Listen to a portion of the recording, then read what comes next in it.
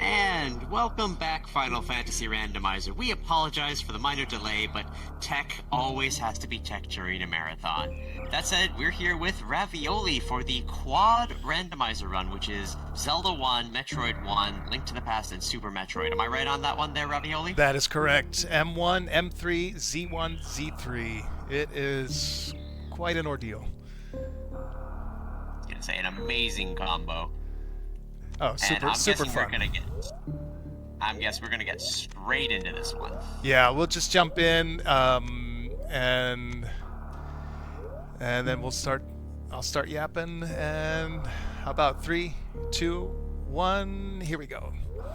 So we start off always in the Super Metroid, and not a lot to do without the morph ball. So depending on when the morph ball arrives, we'll come back to this game.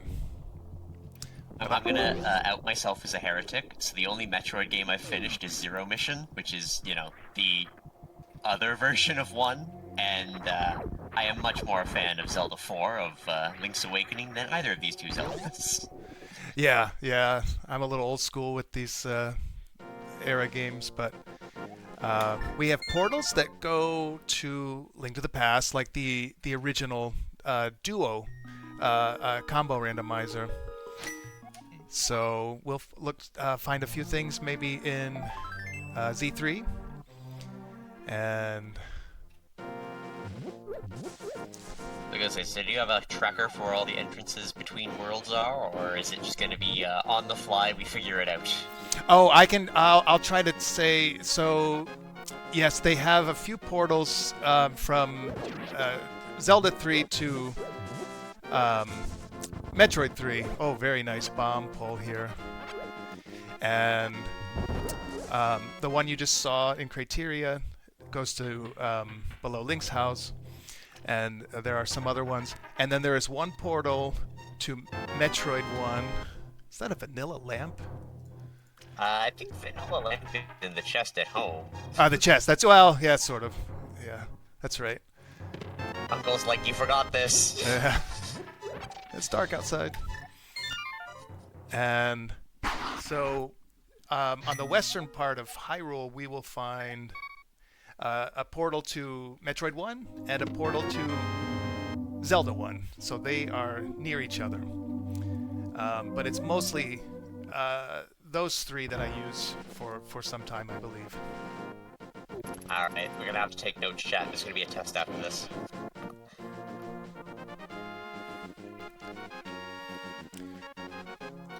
So I do some of the zero sphere checks in the Kakariko village and the southern Hyrule.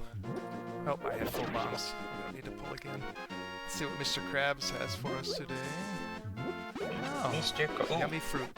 So this, I'll just show you quickly. This is the portal to Metroid 1. I will come back here in a briefly, but I'll do this little loop here. I like to get some of these freebie checks in Zelda, free checks Zelda are best 3. checks. Yes, they are.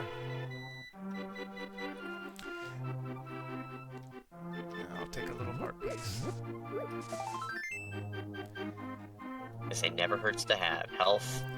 From my experiences playing Link to the Past, health is kind of important. The Dark World does not like you. The Dark World, they have heavy hitters in the Dark World for sure. Yeah. But so at the very beginning, a lot of the worlds are off limits. They are blocked by, like I said, the morphing ball and some sort of bomb missile in Super Metroid. And honestly, a lot of the free checks are here in Zelda 1. You know, you can get the free money and a candle and some bomb drops, and a lot of the game is open without the ladder. And I just do this little free wood sword check here. And it's an energy tank, more health.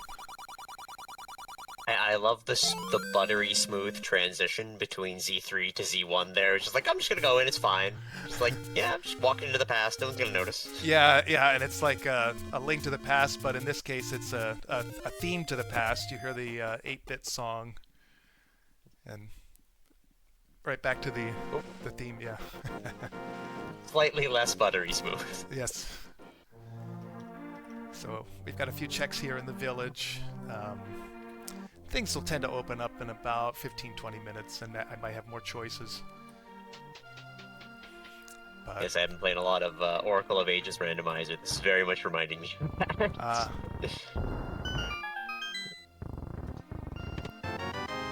Oh, that's Wave Beam, I believe that's a Metroid 1 Wave Beam. I do get confused. And a space jump, so I'm going to mark that on my tracker. I believe it's M1 Wave.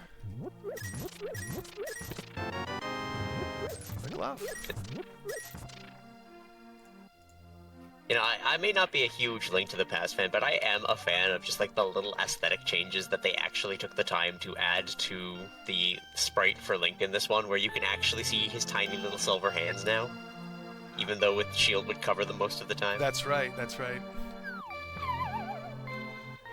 And one of my personal favorites for Link to the Past is the Pegasus boots dashing without the sword, and you can see his little hand just out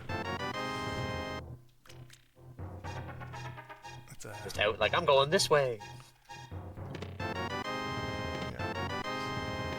Waving in the wind. Yes. And there's speaking of waving in the wind, we've got a cape. Yeah. And just as we're in the low startup on this one, just a reminder that we are here in support of the Burn Children's Fund, in cooperation with the South Carolina firefighters and all of the amazing work they do. In particular, the major thing that we tend to note here is that for every $500 or so, we can send one additional child to Camp Can Do, notably named for the can recycling drop-off that they originally helped with. So that's actually really neat. I just thought it was Can Do, because you can do it. Yeah, this is a wonderful, wonderful cause.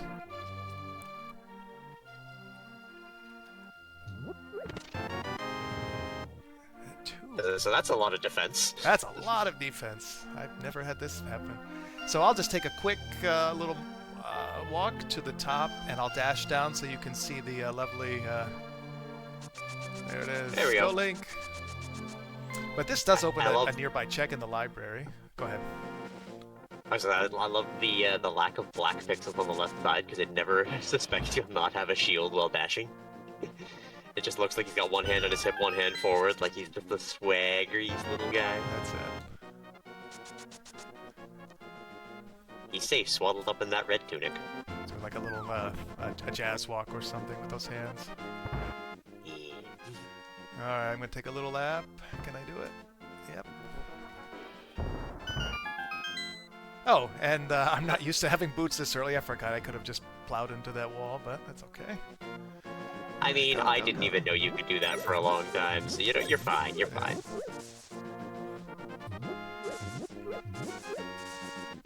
I'll take them, the little blueberries. Those are Zelda 1 bombs, if you don't know. Nice to have.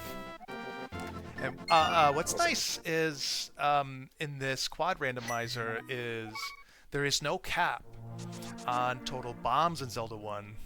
Normally it caps at 8. Like 8, 12, 16. I think. Yes, with the upgrades.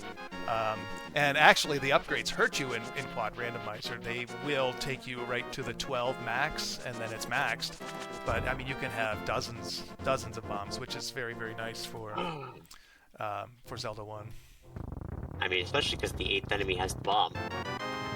Oh, there's our sword. Hey! Yes. No more point. Manipulating the bomb drops. It's very helpful. It helps to know a little bit about some games, even if I haven't beaten them. I have beaten Link to the Past. I can't say I haven't. Yeah.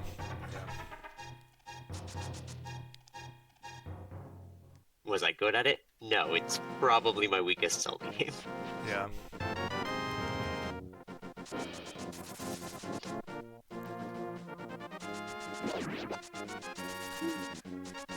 So I would say guy. Zelda 1 and Metroid 1 would be much stronger games, and I'd like to be better at Super Metroid. There's a lot of cool technique in that game for sure. Like I said, I haven't practiced in ages and even lately. I kind of want to get into a practice mode where I can do like a shuffler or a combo rando of Ages, Seasons, and Link to the Past, all three of the Game Boy ones. Unfortunately, it is one of those things where, yeah, they look the same, they play different. Yeah, yeah.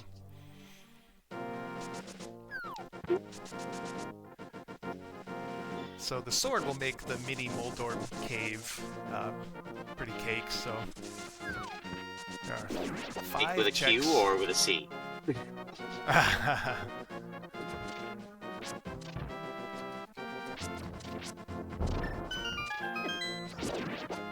Oops.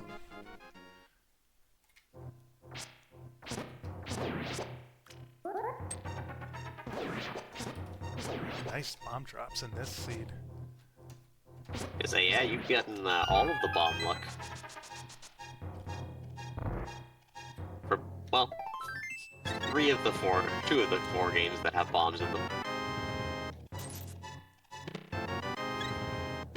Which is I'm gonna call that the main connective tissue between all 4 of these games. They all have bombs. They all have bombs, and I would say the MVP bombs are the Metroid 1 bombs, because there are only 5 checks in Metroid 1 without bombs. So I do like to take those checks as early as possible and just kind of box that game out until we receive progression.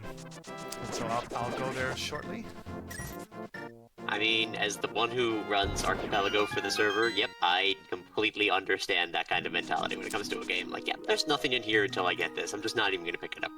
Yeah, well, that's a useless, so I will destroy it, as promised. Some of these out-of-the-way checks are useless. They're gonna feel some hurting. We're gonna check Eastern Palace area and check out another game. So I've noticed quite a bit of different strategies I've learned with Quad Randomizer. It's like the Archipelago. You have to really decide where do I want to go, because you can get hung up in chasing down ghosts, for checks.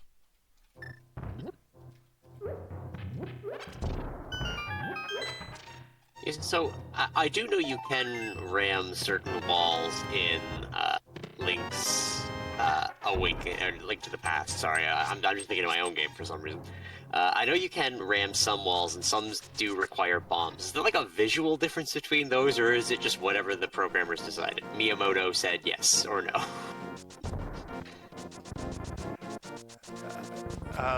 Now, what is? Can you repeat that question? The bomb. So when it comes to the bombable or rammable walls, like in I Zelda know 3. some can be rammed. Yeah, in Z3. Oh yes. They will have more cracks in the pixel design. I understand the question. Ah, okay.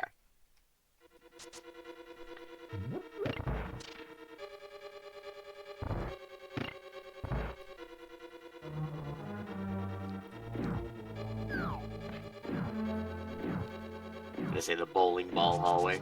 Yeah.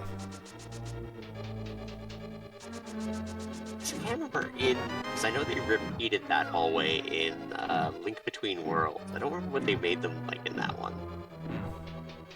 I feel like they were like bubbles for some reason. It's been a while since I played that game. I should play it again. I should learn.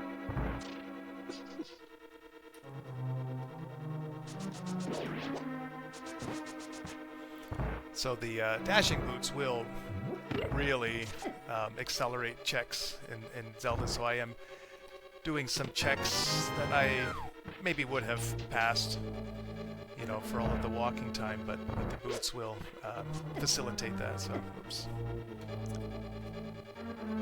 Man, it must be nice to have your boots on a dedicated button instead of having to assign them to A or B and take a slot of something else you might need. Yeah, I am also a keyboard player, so this has been another challenge, you know, when you switch games, and you have to remember which button does what on the keyboard. It's wish I were a. Oh, come on now. My main controller does not technically register its button locations with Steam, so I have to manually set them. And I've started to get into the habit of that, but there are still a couple of games I'm playing for streams and stuff that I haven't, so going between two different games where my B is my A or my A is my B, Exactly. purely on... It's so bad. It's just so bad.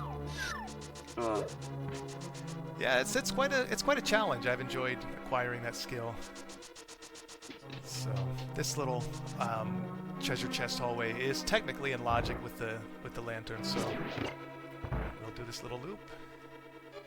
Do one more. What do they call the bonk rocks check near the sanctuary, and then I will be most likely maxed out of Z3 checks and move on to the Metroid 1 checks.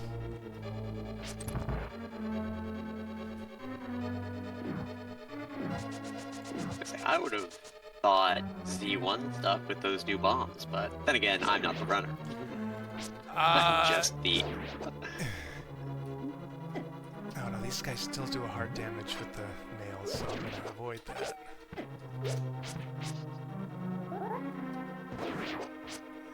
Does the boomerang stun them? Oops. Okay. Oh, we got him anyway. Never punished. So, Metroid 1 Logic provides a free Metroid 1 Morph Ball, but that does save a little bit of time to get up, so we'll take it. Alright, now, Bonk Rocks. Oh, and I have Glove, and I can check the back of Escape. So I have just a few more checks here in Zelda 3. And like any diligent rando runner, you want to check the high-density checks first. So I'll drop down the grave.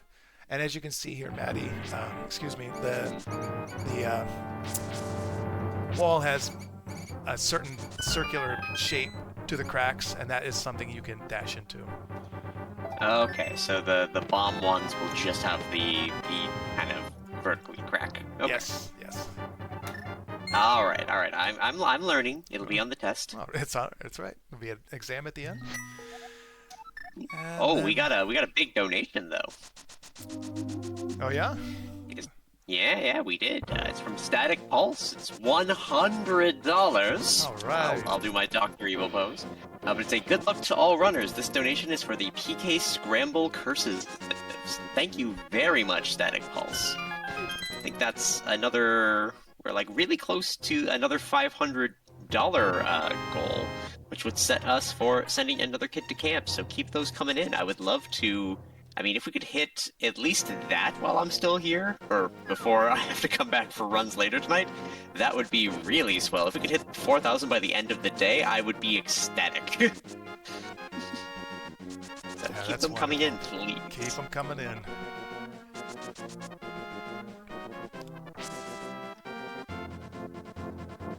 So here's our door to Metroid 1, and we'll check some of these locations. Yeah, that was definitely Metroid 1 Wave. That's nice to have. Actually opens one additional check. Oh.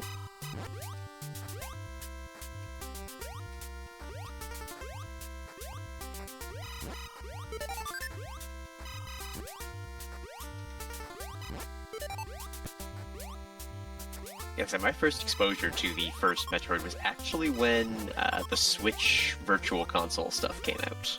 And I did try it for a little bit, because I think it was like the play-it game of the moment. And, man, there's something about original Nintendo games that just loved its esoterica, where it's like, what do you do? Stuff and junk. Call the Nintendo hotline. Yeah, oh yeah. Back in the day, it came with manuals and... Oh yeah, I remember those days. Yeah, I played these. Manuals were lovely, though. Yes, they were. So I've got to make sure I get missile refills and check some more. But Yeah, I know there's not always a lot of love for Metroid 1 with the lag, but as you can see, the lag is greatly reduced in the SNES emulator. I mean, we had Metroid Planets yesterday, and they love Metroid 1. Oh, super! Yeah. Oh, yeah. That was right. But not necessarily, from what I understand, always runner's favorite one to play with the gameplay, but definitely the lag. I always like this game. You know, certainly a lot of less technique for me to master compared to Super Metroid. But that's also what makes Super Metroid so fun, with all those moves. I mean, the big thing that I remember with the original Metroid is the soundtrack, because it's just like so iconic. I've heard so much of it just from playing like Smash Brothers, and it's just mad. Like it sticks with you. Not that Super Metroid doesn't have a gloriously eerie atmosphere to its soundtrack, but Metroid 1 just has that like that really hype adventure soundtrack, I guess. Yes, and you're just alone in outer space on a planet, and that feeling of, right here, this feeling of isolation, desolation, it's wonderful. Yeah. And here's another great little soundtrack in Upper Norfair.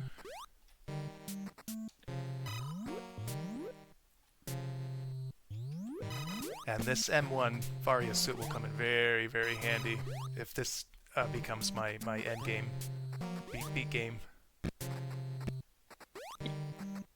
Because that is the bit chat, is there is one game must be beaten of the 4. They don't all have to hit the end, because that would take us 400 years. We only have one. It's just so long to beat a hold seed.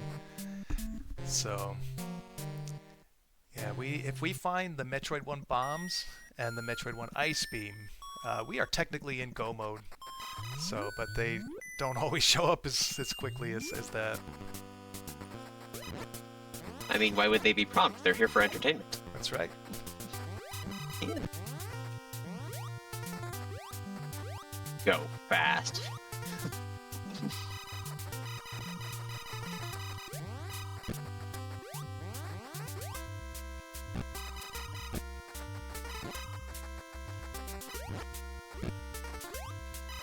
Because there's just that, like...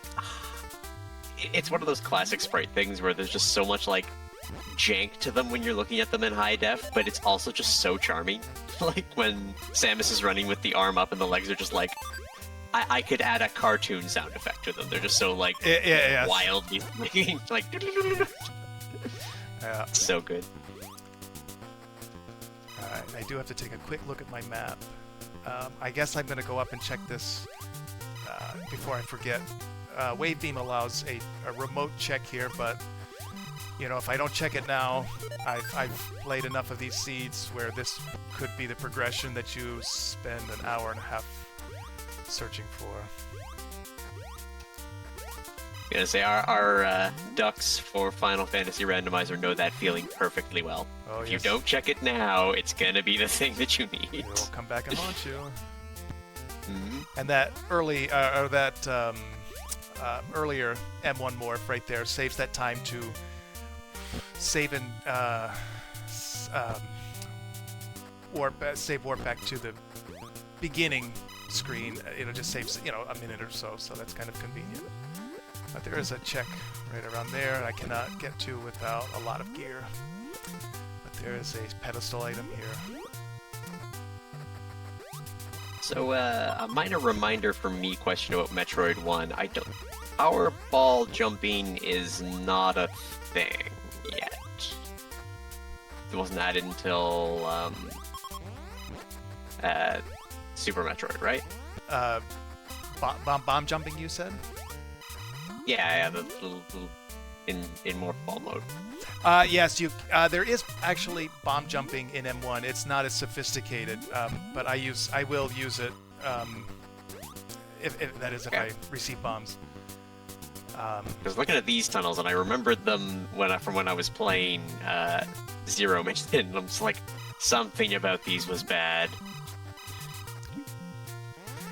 Yeah, it's not a continuous bomb jump and horizontal bomb jump as you see in the Super Metroid, but it does come in quite handy. But they have this morph jump here. I'll just demonstrate it. So you drop and then you can jump. which does come in handy for checks. And I'm going to clear 2 more checks here. And then this game will be boxed out.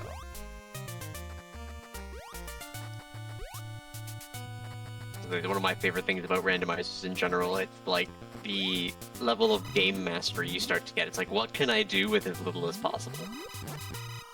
Yeah. Just a lot of how I used to play games in general, so it plays very well to the kind of person I am. And I can definitely understand people who don't have that, but that's not what we're all here for. We all love this kind of a thing. That's why we're all here, getting together to raise money for charity and have a fun time while doing it.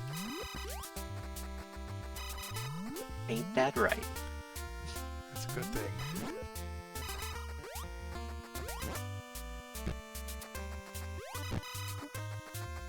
Now I am tanking a lot of these M1 hits because of the Varia suit, but I do have to be a little careful. I don't want to waste time with a needless death. Yeah, I was gonna say, I imagine just the game over will send you back to the start of M1? Or... Yes, that's correct. And if you die in a world or save warp in a world, you will return to the start of that region. Yes. If you die in a world, you die for real. Got it. So if I venture to Kraid's Lair in this game, I do several checks and just the save warp, and it saves a lot of traversing time. I'm going to attack the Chozo because that was a long walk for just missiles. So that's M1 for now. I'm just going to mark my tracker off screen. And I'll do one ceiling check here with a missile shot that I cannot reach yet, but I'll know if it's valuable. So other than that, we are done with Metroid 1. Looks like our progression will probably be in Zelda 1. A little annoying without a nice repeat attack weapon like a sword, but that's okay. Plenty of bombs to check caves with. Oh, there's a power bracelet. Not as useful in the quad rando compared to like Z1 rando, but still, if we can get it, it will definitely save some walking. It's a delicious croissant. A delicious croissant, that's right. Yeah. So this door doesn't exist in the original game, if I remember right, but this is the portal back to Zelda 3.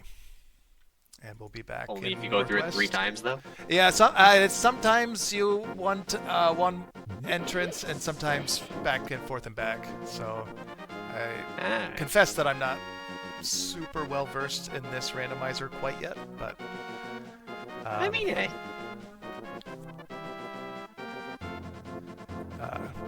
what a work, what an undertaking, I would say, and what a video game accomplishment, though, to have something with 4 games in one, really.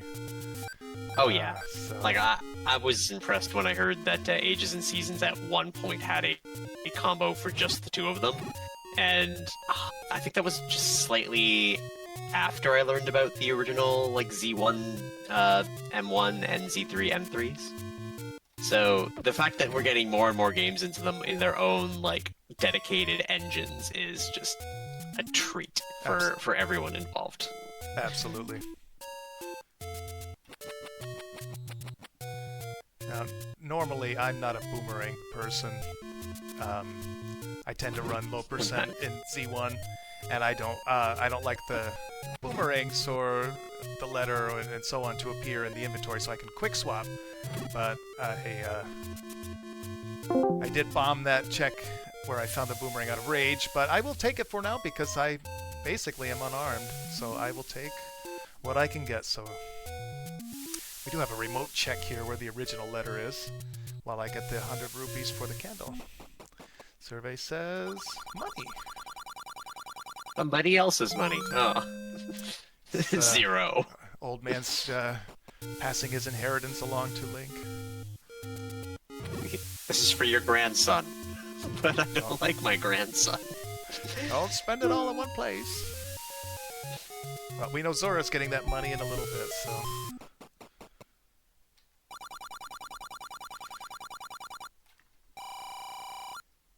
Come on, Moblin. Grandpa gave me 300. You're only gonna give me 100? Grandpa gave somebody else 300 in a significantly worse economy. That's right. Sign of the times, son. Deal with it. Yeah. So we've got a candle spot here, and Say that is some distance on that boomerang.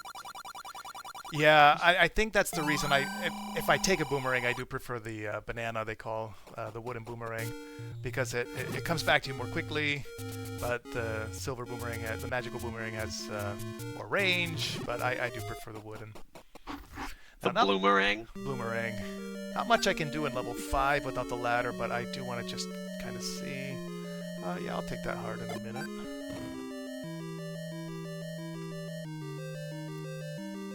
The one thing I know about Zelda run speedrunning is that you just bomb everything. Like, the sword is a suggestion. Let's see if I can get that Gibdo to reset.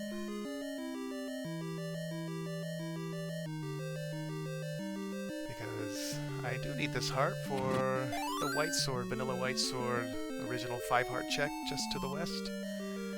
Yeah. That'd be nice to get out of the way.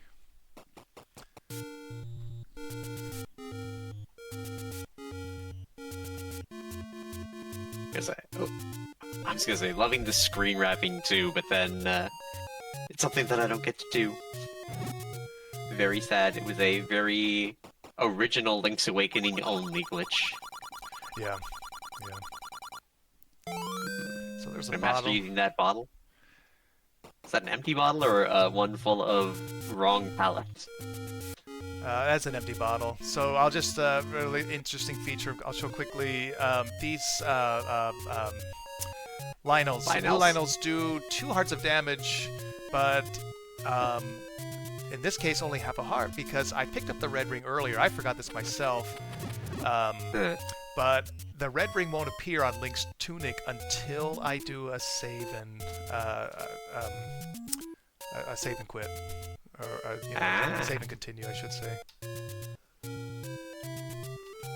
But I'm going to do one Armos check here, if I can get these screen wraps down. I was gonna say, walls are a suggestion, boundaries are a suggestion, the edges of the screen are a suggestion. Oh, these screen wraps are just such a time saver.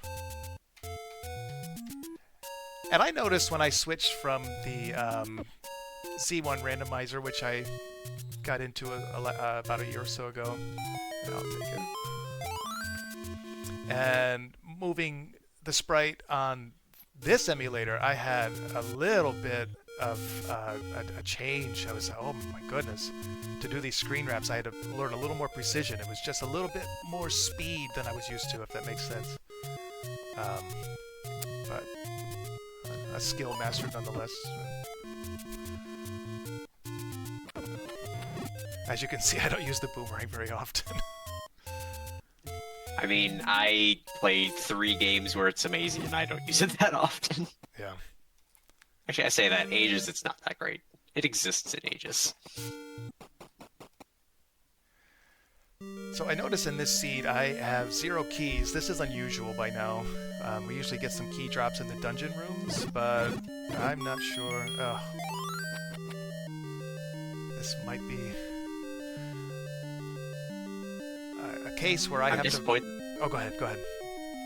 So I'm disappointed that that compass doesn't have a new feature and that a tone won't tell me if a key is in a room when I enter.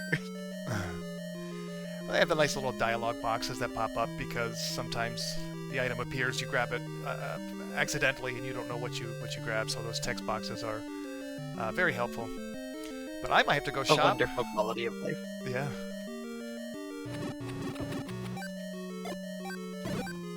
Oops. Because if I recall about Zelda 1, basically as long as there's a room somewhere, you can always bomb the wall in dungeons. Yeah, the early dungeons and level 7 have a ton of bombable ones. Like level 2 is, I think, it's almost all of them. I don't want to use my bombs here, so. Yeah, this is one of the slower seeds I've seen for Zelda 1 start. I usually have more items, but useless map and compass, but now they're out of the way, so everything else will be an item in this dungeon. That's a long beam for Metroid 1. That's a nice quality of life. A moon pearl. Long beam. Which way? North or east? I will be key blocked if I don't receive another one, but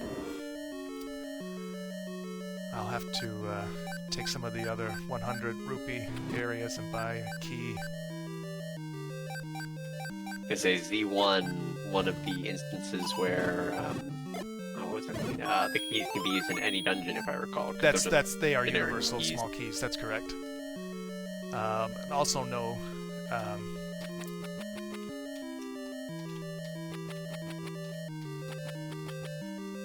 can get this block clip here. Maybe better with a candle. There we go. There's a key back.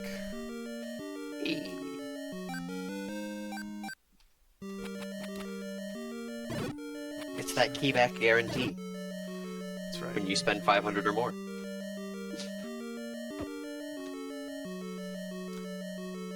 So red ring, like the red mail in Zelda 3, will allow me to just tank so much of damage.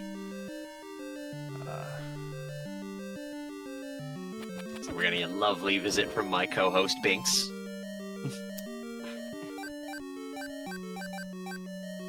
For he is the big suck. And he wants to send kids to camp, don't you, Binks? Yeah. Yes, you do.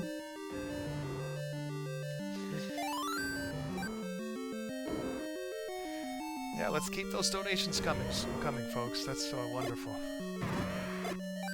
Now, what are the odds you get into, what's the Lost Woods dungeon, in the Dark World, with Mothula at the end? Skullwoods.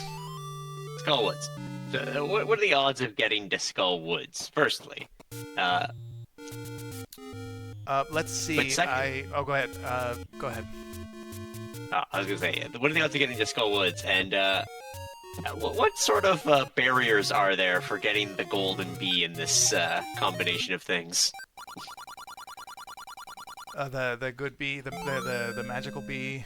I honestly don't know too much about those bees. I know you can do something with them, but with that merchant. But let's see, Skullwoods. I almost have Dark World access. I have the Power Glove and the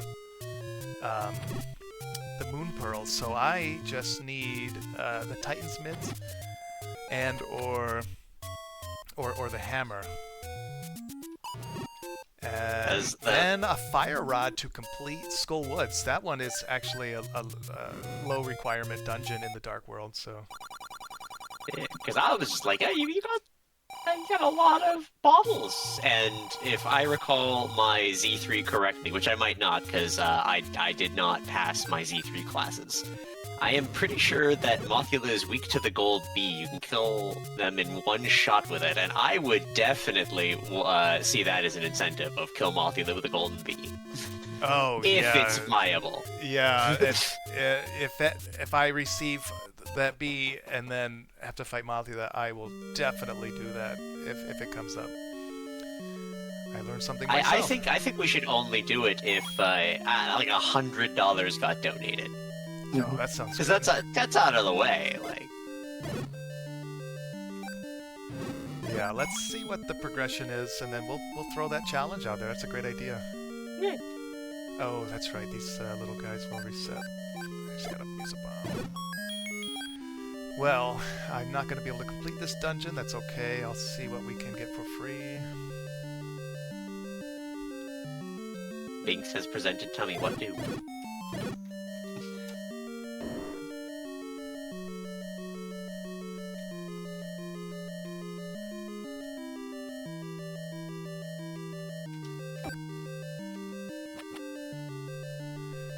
Boy, this is one of the slowest progressing seeds.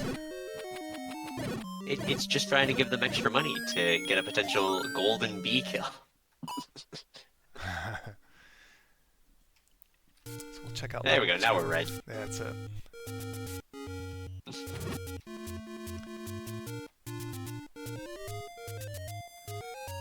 So let's take a chance that level 2 has many keys for us. I'm gonna buy some bombs on the way. You really don't need any keys for that dungeon. And maybe we'll find some progression. Or at least a weapon for this game.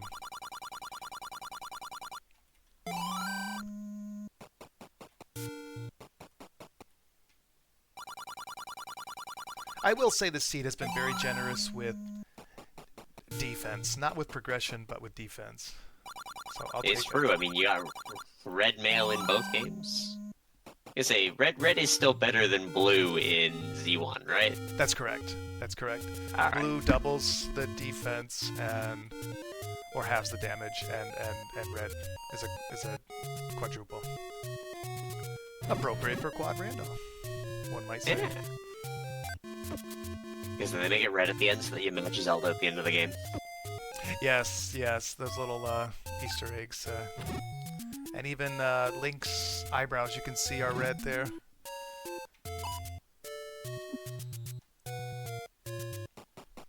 So you're telling me he picks it up and becomes a ginger?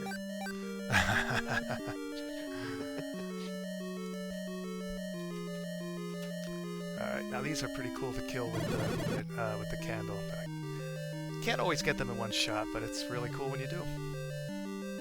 And enemy RNG is always just whatever they want to do. Well, I'll take more. It's a fun fact about Oracle of Seasons as it pertains to Zelda 1. You know that Oracle of Seasons actually started development as a remake of Zelda 1 for the Game Boy. Really? Yeah, that's why they have a lot of the same bosses and like level and world layout stuff.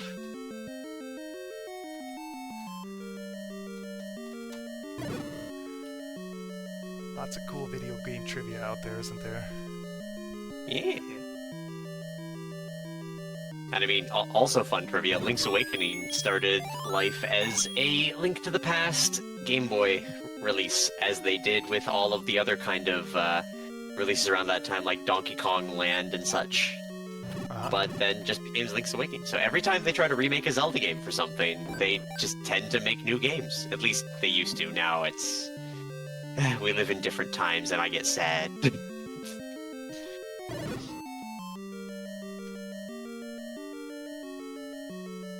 Yeah, the more you know.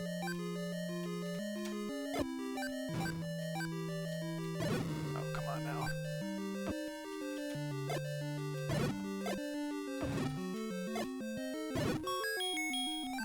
Super missiles. So this bomb radius here, you can drop a bomb, I forget the exact pixels, but so far away from the wall, which is very unlike Zelda 1, or excuse me, Zelda 3. Yeah. Playing two Zeldas where the bomb has to be like literally inside the square. Yes, yes. So let's get these ropes. Well, watch the progression be in level 8 of this game, which is, even with the red ring, is with no weapon, it's just going to be a lot of bombing. But oh, let's hope that's not the case. Or else Winfox is playing a very, very mean trick here. No, that's what you get. It's randomizer. Did Winfox vet this seed? If so, we can blame Winfox. Yes, I asked him. He was very generous to make sure at least one game was beatable, because you know, it's still in the beta development stages, and all right, now come on. Doesn't always understand that an item might be behind me. In the one case was a ladder block in this game, and the game thought you could reach it. So I said, hey, would you just make sure at least one game is beatable, which he did. But other than that, I know nothing else about this seed. Other than... No, I should have taken that. Other than, it's just really, really progressing slowly. But that's okay. considering beatable and me. If you ask me to make something beatable, it probably might be beatable only with glitches. I cannot attest to Winfox on that front. It's beatable. You won't like it, but it's beatable.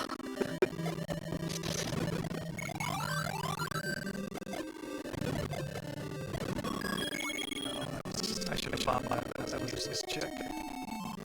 Alright, now this guy is gonna be a Dodongo or a Troll Dongo. Let's find out. And I can't actually kill him with the sword, so I have to force feed bombs. No progression. I mean, that is the correct way to beat them. Yeah. The smoke is the hint later on in the game, I believe. Dodongo dislikes smoke is one of the hints. So they don't tell you that right away. Okay, so I haven't much to check left in this game. No.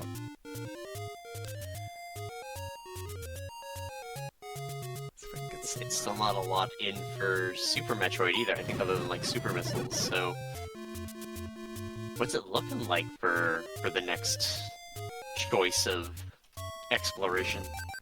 Well, hopefully I can clear some of these manhandlers with bombs if I am precise. But we are really locked out. It's going to have to appear very, very shortly. Whoops. I mean, energy tanks are lovely, but not progression. I might even pause for a second, check out the map, and see what's next. Hey, you do what you gotta do. Missiles also not technically progress. No. Nice to have for that game, but... Okay, one more. Isn't there... like a number of missiles you need as like the minimum to beat Mother Brain? Rats. I was gonna say, as I watch that manhandler running around like a maniac, I have to question, as someone at Nintendo, why? Why, pray tell? So... I'd also like to make a petition. Manhandler is the worst enemy in every Zelda game. Is that right? I mean, if you played Hyrule Warriors, they're horrible, and Manhandler in Seasons is the worst boss to fight because of what they did to his room and how you have to beat him. So, yeah, I'm gonna say Manhandler worst boss in basically any Zelda game. Okay. Yeah, they are tricky. Very unpredictable. What's this, somebody tells me, I'm just not as familiar with the more modern Zeldas, but the likes, the little pancake characters in this game, we'll see shortly. They, I think I've seen an image of them. They look vicious in one of the newer games. Is that correct? Oh, you're probably thinking of Breath of the Wild or Tears of the Kingdom, where I think it's Tears of the Kingdom where they got like the teeth on them and everything. Yes, and, like, yes, yeah, okay. The weird orb that comes out of them when you knock them around a bit. Oh yeah, they're a little spoopy. Yeah. Just a little bit. Especially when they catch you off guard. You're like coming around a corner and they're like on the opposing wall. Yeah, they're artist's rendition went a little far on them. Alright, let's have a nice little corner. Nope. Oh, so close. M1 high jump. See, I'm so glad for that text box because I would have missed it. M1 high jump doesn't put anything in logic. But we have one room here, and I mean, I might have to farm some money and get some heavy bombs and just progress. Oh, look at that! Oh, hey, yay! That opens something. Speed boost, we go fast. Yeah, let's jump because I don't want to deal with level 6. There are only 3 checks, I think, in this level 6 dungeon. Oh, you know, I do have the recorder. We do have a few checks in level 7, and that's not a terrible walk, so I think I'll do that. That's just... if we weren't screen wrapping, would it be a terrible walk? The screen wrapping, well, see, if I'm accurate, it does save a a few seconds, but you know, it's honestly more in the randomizer to avoid nasty enemy packs, like Wizrobes on the Overworld, for example. My favorite in Zelda 1 Randomizer is where your random start location is the white sword above the waterfall, and you descend the stairs, and surprise, blue Wizrobes as you come down the ladder staircase, and that's not fun. Come on now. Because if I recall of Zelda 1 bombs, there's also like an odd quirk to them where like they do damage every couple of frames, not just like a single burst of damage. I might be wrong on that one. Something I think I remember. Not quite certain on that one, but they are nice for this Dig Dogger kill here, if I can time it. And the boomerang, actually, this is the time the boomerang does come in quite handy. So I think this one splits into 3. Oh. Yep. And boom. Oh, just a map. Well, I mean, it is the best map. Look at that lovely happy face. Yeah, Ooh, and so that's rare. a really nice find. Not useful right now, but that would be an endgame item for Zelda. That's yet another potential go mode item. Oh, come on now. Just try that again. No. Look at it. Hey! There's a nice Take that sword. Very nice. You know what always throws me off in this? That the first 2 swords have like a very distinctive design and the color difference, and then the third sword is like, yeah, I'm gonna be on a cocked angle. Yeah, Why? yeah, really, really nice designer sword. Just release. I'll take them. Well, I just remembered Zora is in logic with that glove, so this is where we start some walking in this game.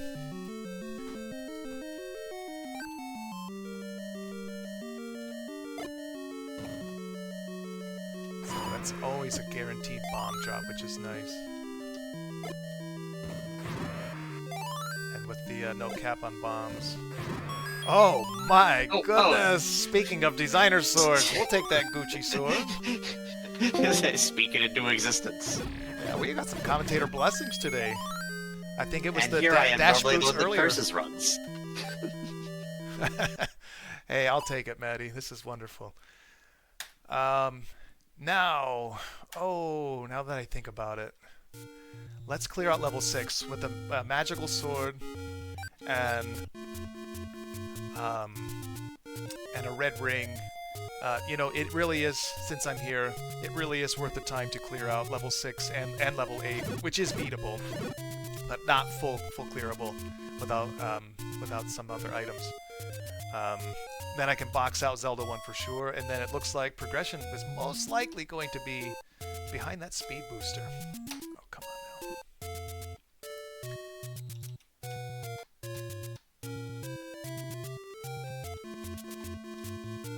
I'm gonna say, get your guesses in chat though, because only one of these has to finish, and the rest of them, you know, they're on their own. But which will be one of the 4 bosses you've seen a bit what we collected, so we can fight Ganon, Mother Brain, HD Ganon, or HD Mother Brain. Leave your guesses in chat.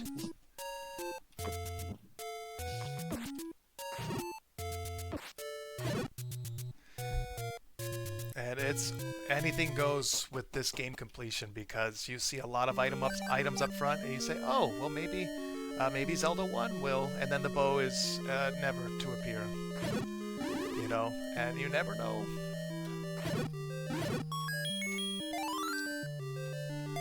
You never know.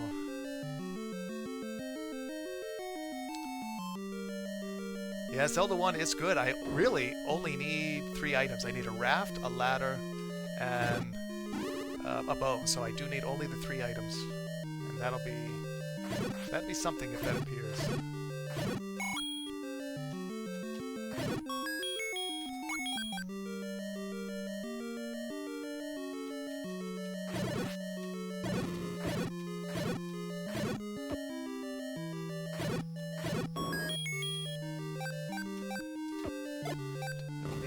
was gonna say, so Yep, just bomb it. if you were to pick the blue ring, would it replace the red ring? No, that's a great question. It does not. It senses that you already have the. I have to be a little careful here. And the same with a sword. If I receive those swords in reverse order, it will maintain the better sword. That's a great question. I know some randomizers, when they're first made, have a bit rough time with that. What was the one that I remember being really big on? It was Majora's Mask. Notoriously, if you like found Gilded Sword and then Razor Sword, you were just stuck with Razor Sword, which isn't a huge deal. They do the same damage. Gilded Sword has better reach, but Yeah. the same was also true of the Mirror Shield. If you got the Mirror Shield and then a normal shield, and it would soft lock many seeds in their early development. Yeah. So I believe Total is the one that puts. Started the quad rando, I guess, and has and solved that problem. I believe it was maybe a problem, but it's no more. So, get rid of that. Always a sign of a great dev. Heart beeping. Yeah.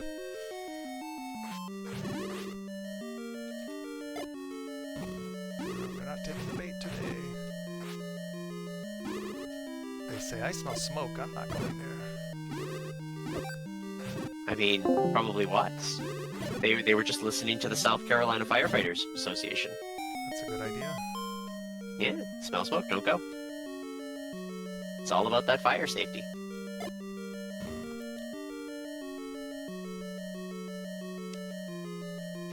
They took their lessons, and you know, maybe they'll donate a few bucks as a result. Who knows?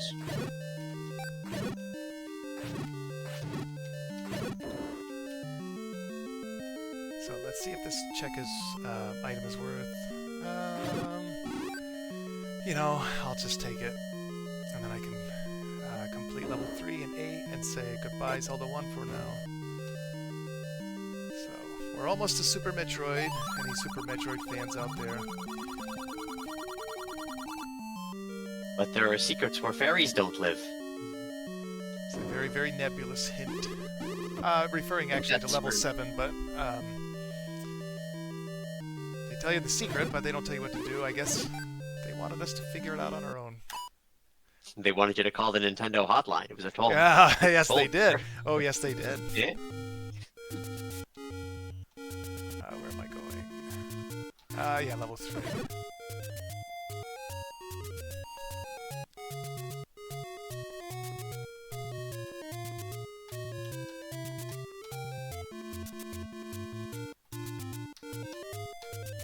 I remember calling, begging my mother, "Hey, Mom, can I call the Nintendo hotline for the Lolo 3 puzzle game? When you get to those upper dungeon rooms, they were tricky."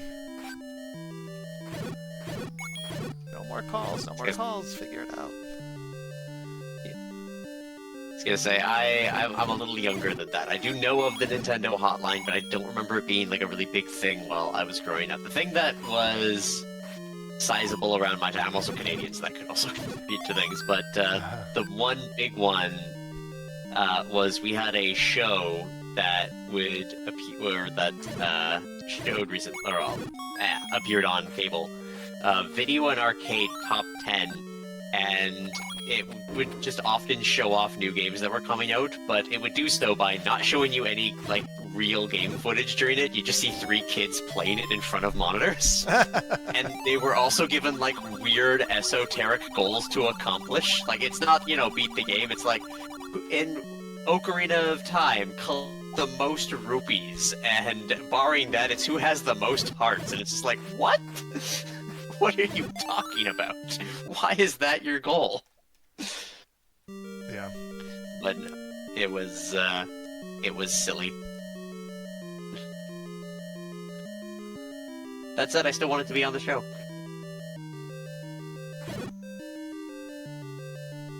Uh-oh.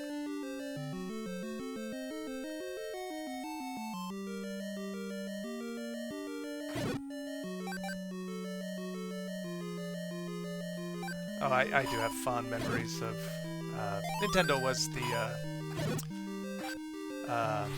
main console we had in a household. It was very fun for our family. But we also had, now I'm old enough to remember, we played Nintendo, and before that was the ColecoVision. So they were the mostly the ported arcade games. So I do have many fond memories of video gaming in my youth. Yes, my house did have a Nintendo for like the early Just Me times, but by the time my siblings were born, my dad decided we were a Sega household, so I did not have a Super Nintendo. I had to play Super Mario World at the Neighbors, which was the greatest game ever released according to Young My Brain. Oh, that was the best, you know? I mean, who could afford all the games? It was more fun to, trade with a friend, bring it to school in the book bag, or, you go to a sleepover and say, oh, hey, you have this game? I don't have this game. Oh, it was fun. I had the Game Boy, which was like my big system that I had, and then there was the Sega at home, and the two big things I liked to play on it, and I actually do owe working Sega. It barely works, but it works. And I'm very much of the enjoyment of Golden Axe and Sonic 2, like best two games on that system for me. Yeah.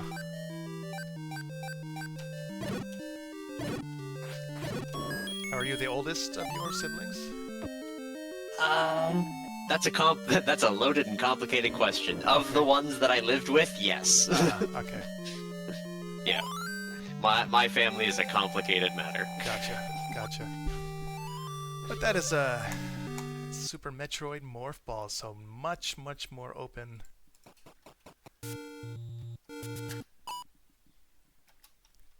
But I don't like to leave stones unturned, so I will clear level 8, and that means this game will be boxed out for now. I mean, as you do. I'm personally the fan of getting your routing done so that you get as much done as possible. Less backtracking is better. Yeah. As I get nibbled on by my co-host.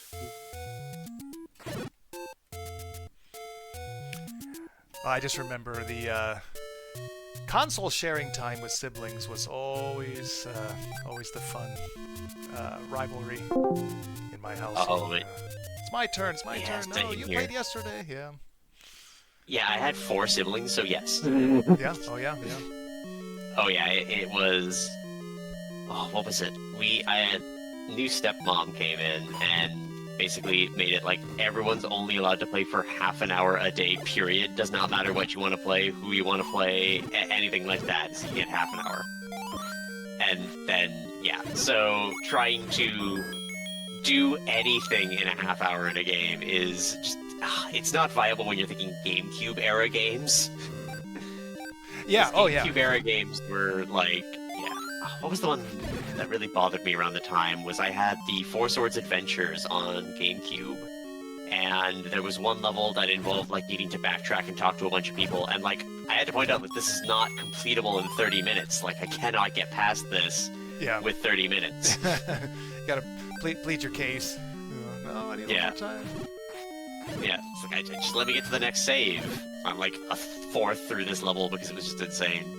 And then I, as an adult, went back and played it, and I think I got it done in like 15 minutes because I had adult brain powers. Yeah.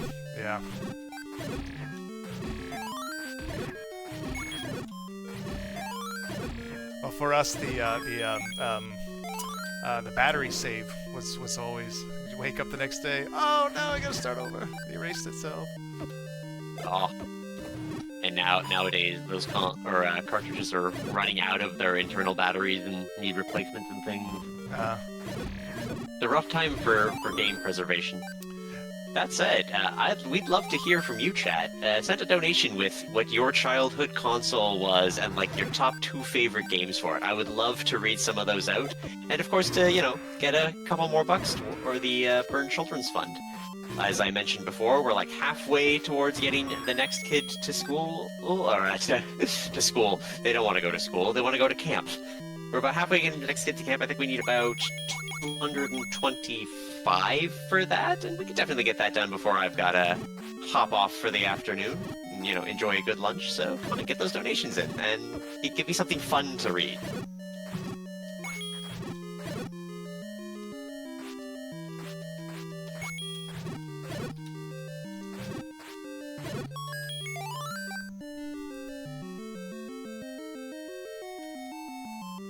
Seriously, I know that the Pole's voice can be defeated by yelling into Controller 2 on the original Famicom. Is there a way that they slipped that into doing this in the Quad Rando?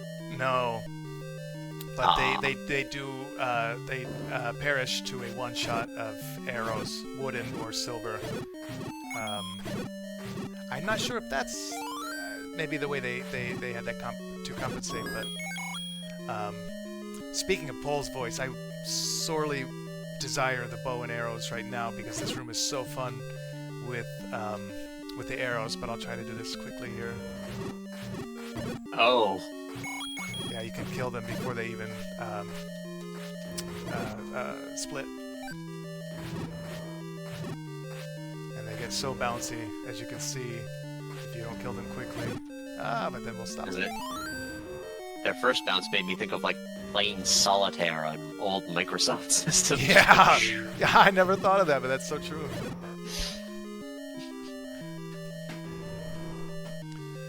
Alright, looks like one more check. Oh, and it's nothing. Well, no, that's not true. I have to abandon, I have to orphan 2 checks here. They are locked behind a bow, a Goma. But maybe this Gliok will have something nice here. I mean, maybe if I talk about the bow and speak it into existence, like the level 3 sword. With its lovely curve.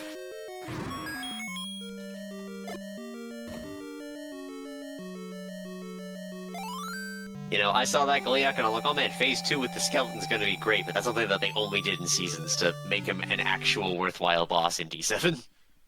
Yeah. One of these days I'll check out the sequential Zeldas. It's a great series. Especially the Game Boy ones, because they play a lot closer to Z1 and that.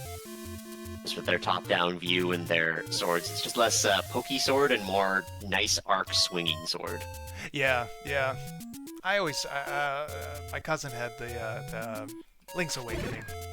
I was got to play that a little bit when I was younger, but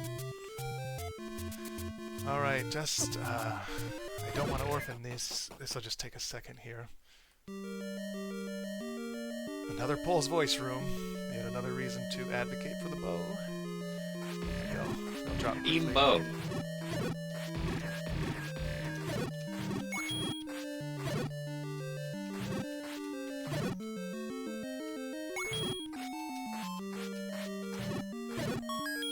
That's nice to have.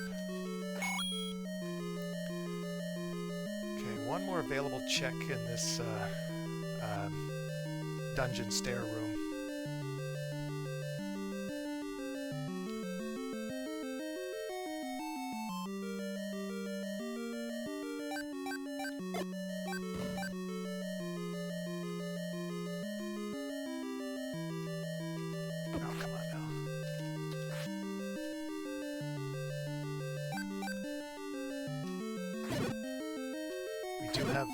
An item behind a ladder. I'll check it to just see if it's worthwhile. That's just the old key.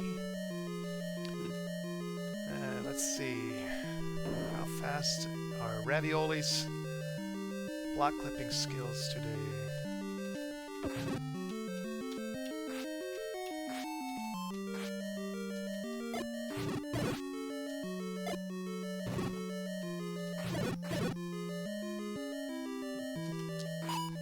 Gonna say you have the high ground. Yeah, that's it's nice. Over. Yeah, that's a nice room with that block. And just a key, I'll take it. And here comes Super Metroid in a minute. All right. Super Metroid was almost the orphaned game.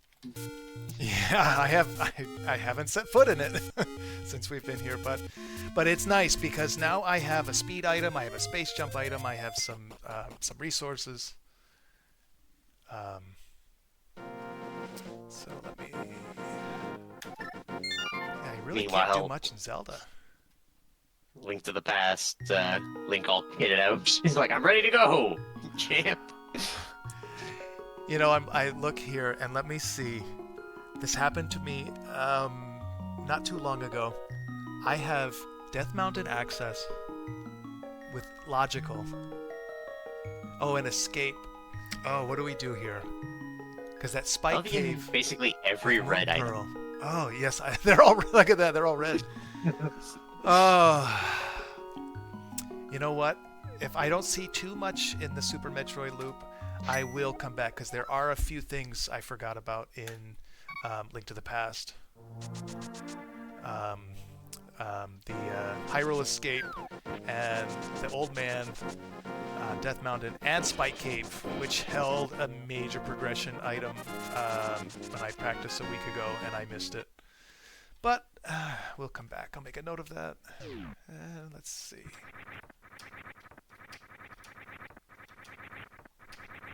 Oh man, all the frames for that space jump.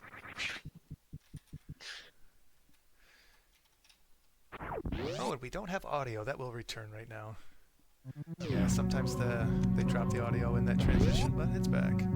Alright, let's see, Mr. Bomb. Torizo, no. But $20. Go to the store and get milk. Oh, speaking of Z3 money, that does include Zora. I have to remember. I'd like to do this. Yay. So I'll take the...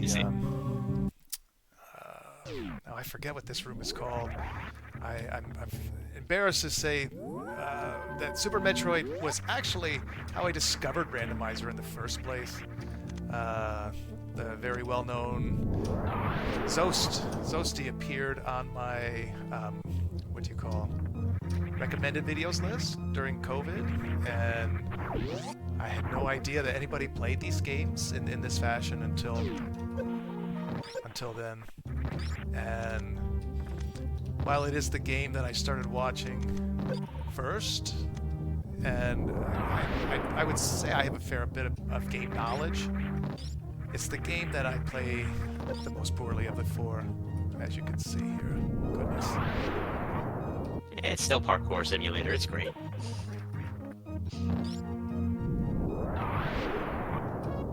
I think my journey into Randomizer started with Pokemon, because I am of that age group.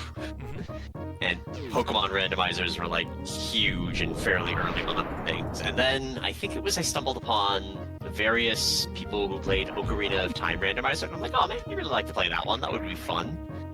And then GDQ, I think, had someone on from Link's Awakening randomizer, and I'm like, my favorite Zelda game has a randomizer, I'm in, and now I'm here.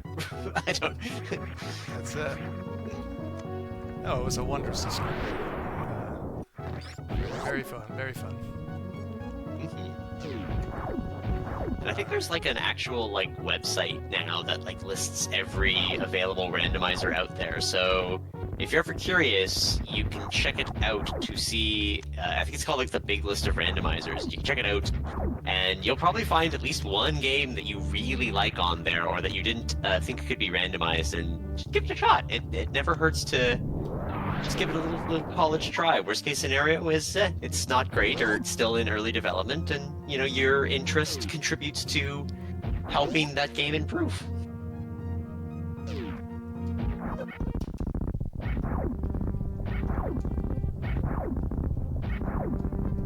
Or heck, you get good enough, and then we put you on the stage here and earn monies for the Burn Children's Fund and our other charitable associates.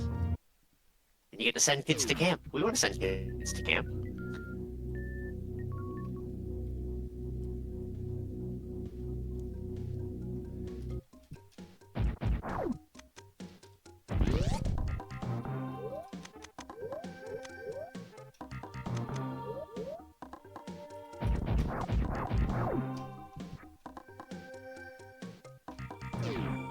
Oh. Oops. Got it though. First try. I'll take it. Hey, we take those. Oops. Early.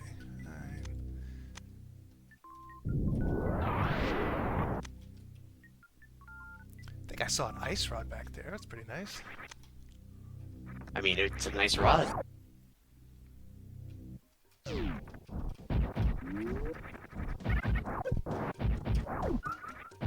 Yeah, the charge beam. Very nice find. Ooh.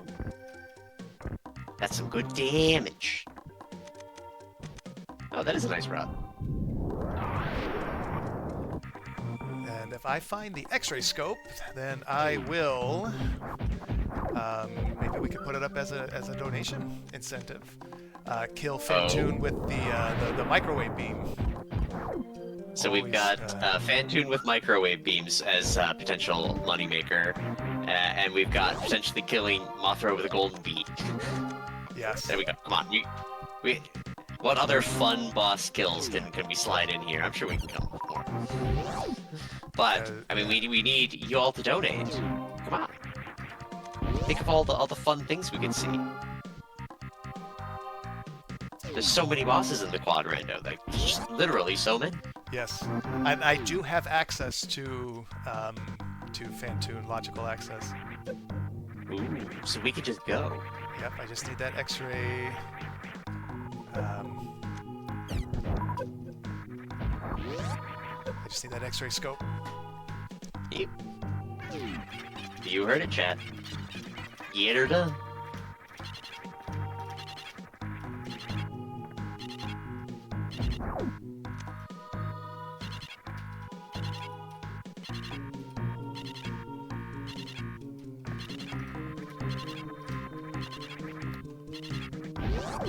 Gonna say, Super Metroid being on that list of, I mean, there's a reason it's called Metroidvania as a genre, which is the aspect of just that clean movement that you get. Like, it's just so satisfying to move around in the game. Like I said, I played Zero Mission, and there's so much satisfaction to a lot of the movement in it that you just can't help but to be like, ah, yes, it feels good to master.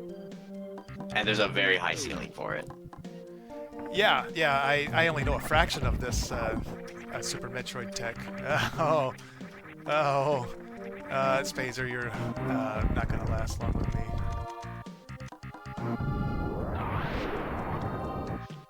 I already have Plasma Beam, I don't need you.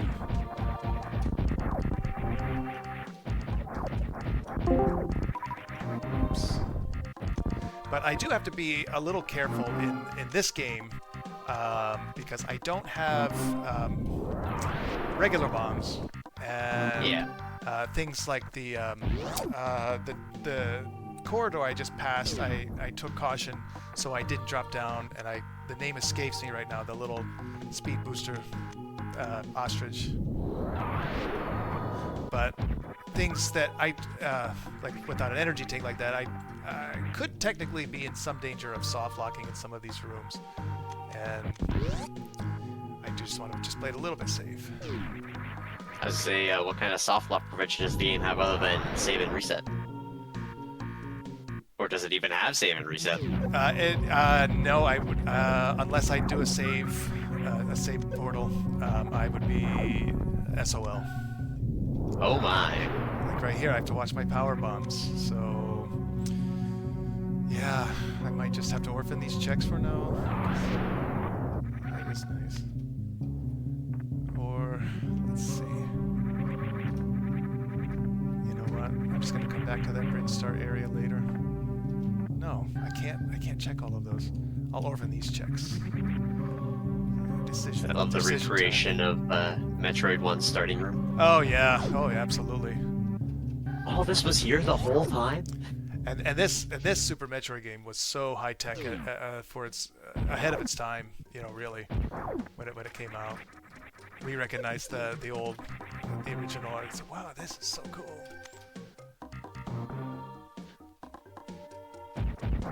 Does anything know nostalgia is like a guaranteed in every game you pick up that has? Because even like a passing interest in other things, you find references to other games all over the place now. Yeah.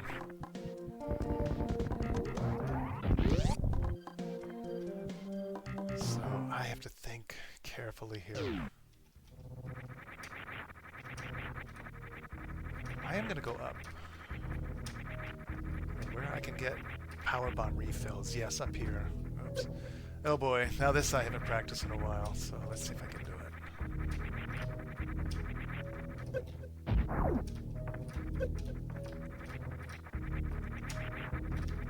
Yay. nailed it. Round of applause from chat. Oh no, no, no. These Oh, hey, it's one of those these like little. things. Oh, good God. It's all the energy of those Breath of the Wild like likes. All right. Let's see. The vanilla spacer room, I would have soft locked to enter with the single power bomb that I had, and I could have retrieved the item, and if it were not more bombs, I would have had to take a very, very unfortunate reset. So it's better to play it a little slow and steady sometimes. You say load up for the trip ahead. Yes. Oh, speak. What is this commentator's blessing today? It must be my good luck charm, Maddie. Well, I mean, alright, I'll show up to every run you do from now on, even if we're in a race against each other in FFR. I'll be like, yep, I'm here to be Ravioli's luck charm in this race that I am in. 14 should be more than enough. Let's just do one more to be safe.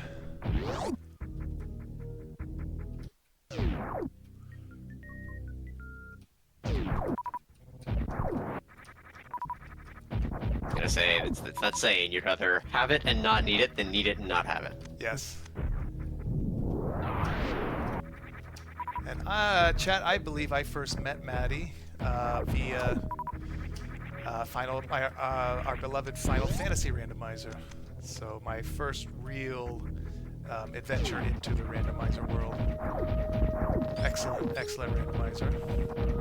It is.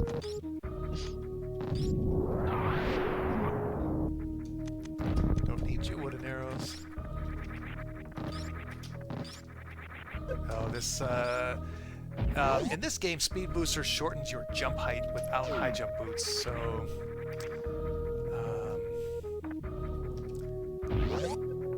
That seems silly. yeah, I mean you can just see it's definitely throws me off a little bit, but it's still better to have Speed Booster than not. Truth. Okay, let's save Wreck Ship for later because it's really not that many checks anyway. We have more.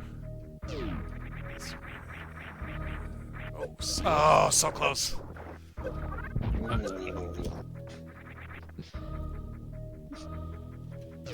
Okay, we'll backtrack to the Blue Bryn Star. It's nice little relaxing Zen music, isn't it? Oh, we'll hear that again shortly. This is a great theme, though, the Green Bryn Star theme. Oh, no, let's see.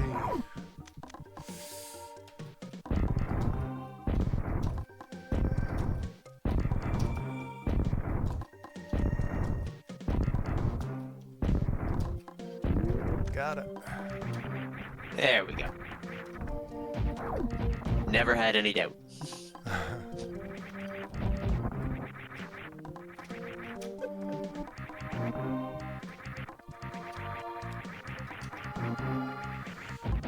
do have to be a little careful here.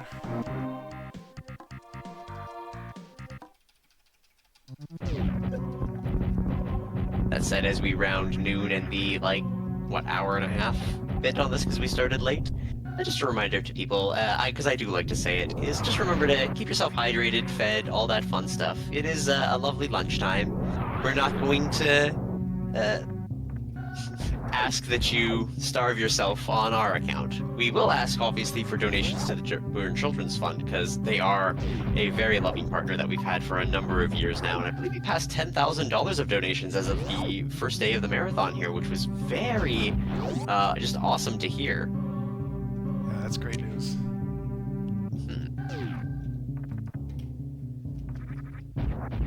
I mean, that means, what, $10,000 divided by 500 per kid? That's like 20 kids that we've sent on our own?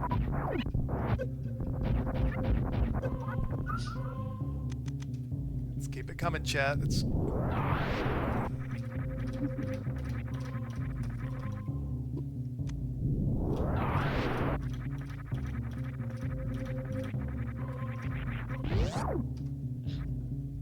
Game, you're supposed to do the cool speed high jump. Any actual runner, but what if I just did wall jumps repeatedly? Hear me out. Oh no. Double arrow quivers, not what you want to see. 10 arrows? Nah, I don't really want that. But what about 10 arrows? Yeah. No. You want 10 arrows or 10 arrows? Yeah. Arrows. Arrows. Balls.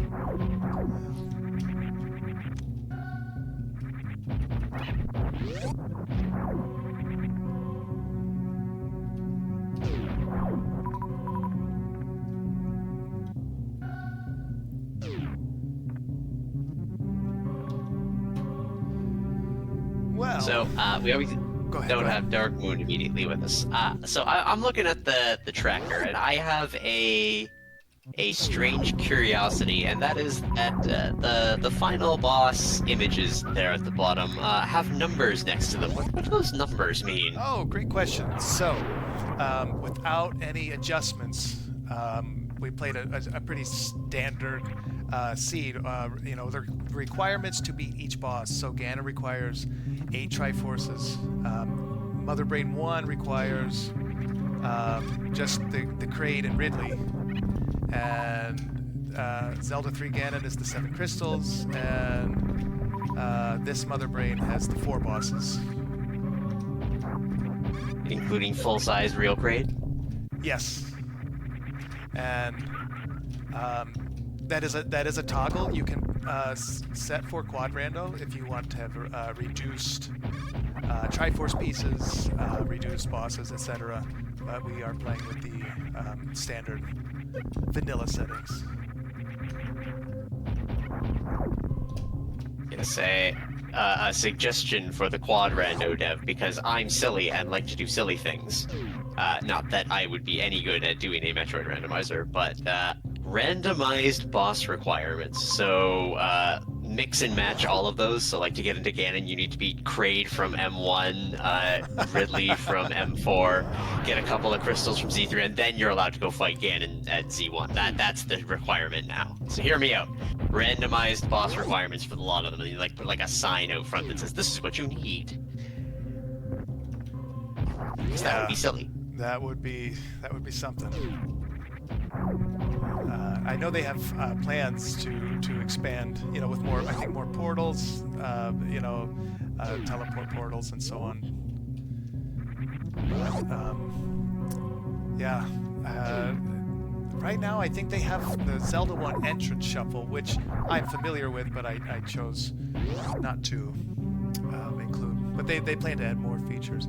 I gotta take a quick look here in Super Metroid. I'm missing something. Well, Ravioli's taking a quick look.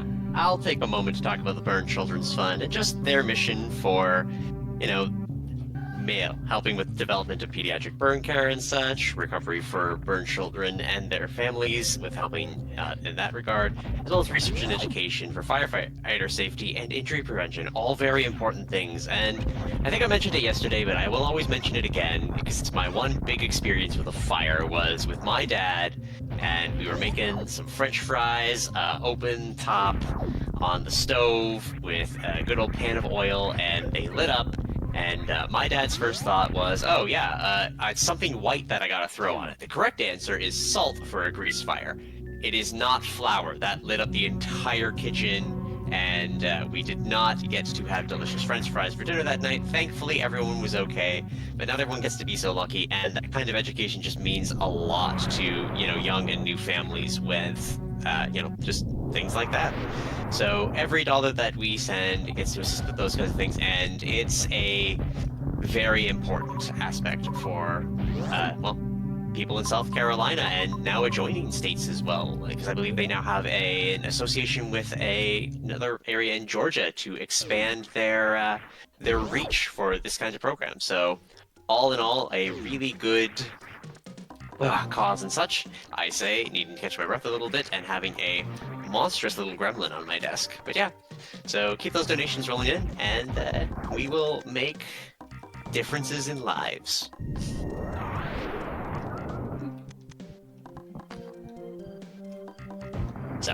What did we miss? Or what are we missing?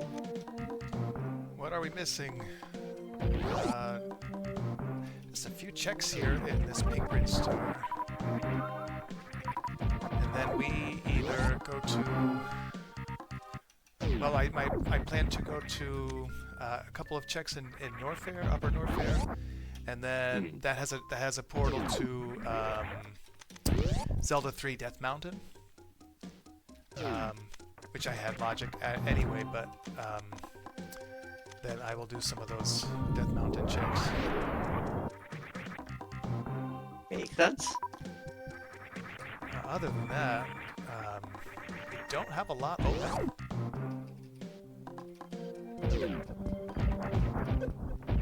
Alright. Let's see if I can do this one.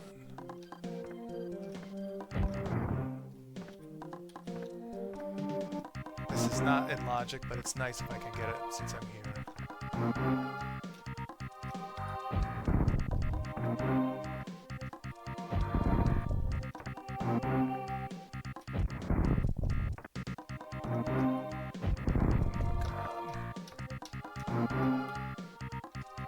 Not today.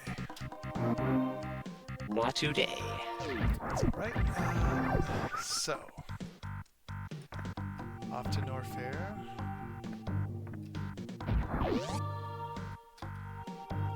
You know, a braver Ravioli would take on the heck runs. I don't know. I was gonna say there's a braver Ravioli I could be hanging out with. You know what? I'll do... Oh, there's Kraid's Lair. And there's Safe Point in Norfair, and... Well, you know, Maddie, what do you think? We could make it a small donation incentive in the next 5 minutes or so? Man, that's like 3 different ones. So 5 minutes. How much do you want? $10, $15, $25? Let's go 25. And what are we doing with Kraid in that? Are we heck running our way to Kraid? Oh, I'm sorry. A donation incentive to do one heck run into the Norfair area where there are many checks. All right, 5 minutes, $25. We'll run into a terrible bit of of stuff for 2 checks. So you heard it, chat. That's your time limit. Get that in.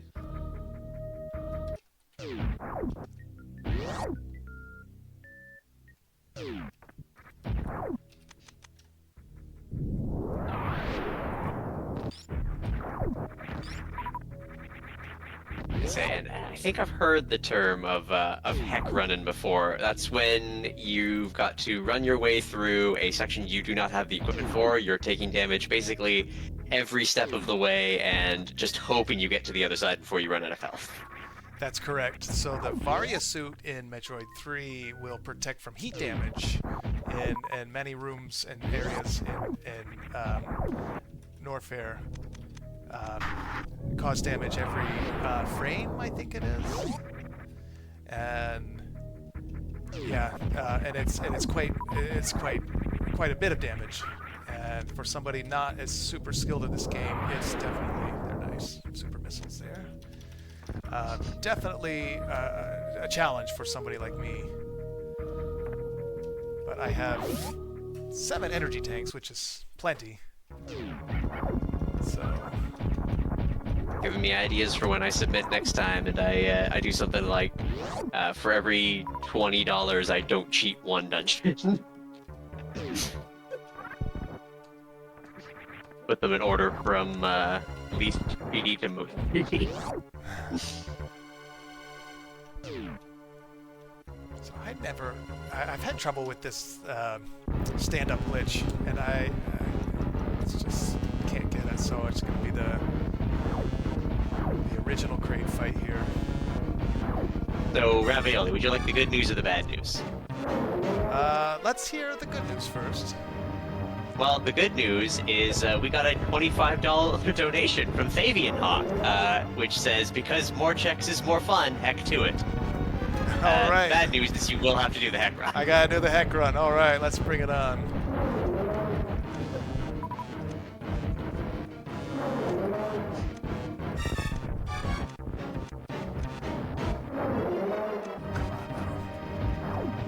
like, Mr. because of your Crane. chance of failure, we gotta try at least once. But what, like, if we fail after 3, just be like, okay, we gave it our college try.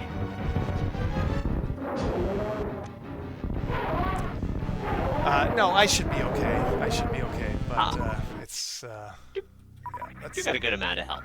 yes. I have to say that was one of the worst crate fights I've ever had. I don't know if he got RNG stuck in the back there, but He was just doing one of those big stretch reclines, like. that's right.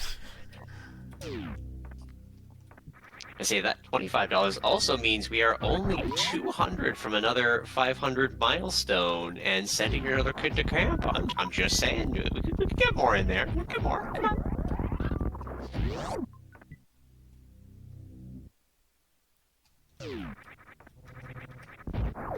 Say one of these days we're gonna like start printing shirts to send with them.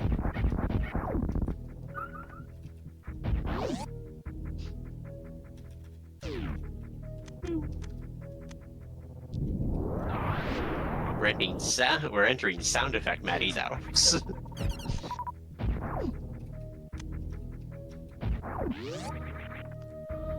So, question. Because if I'm correct, then the bomb of increase things for Z1 will be in the randomizer pool?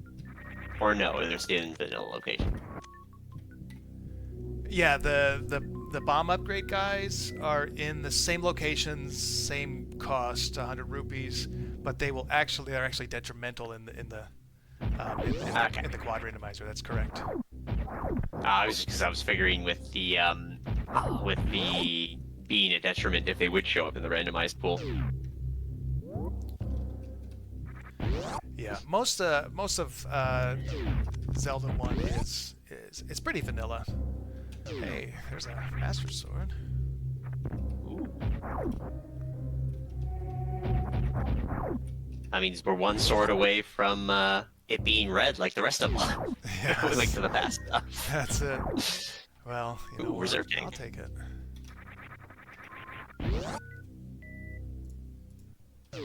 Isn't there a thing in Super Metroid where if you've got reserve tanks or something, you can like use a super bomb right at the moment and it plays like a weird animation where you like go into a fetal position and heal? I feel like that's something that exists in Super Metroid. That's true. The crystal flash technique is not hard to do. The problem is to mismanage my power bombs. You need 11 power bombs and 10 supers and 10 regulars. I think I'll be okay. So let me just do one additional save.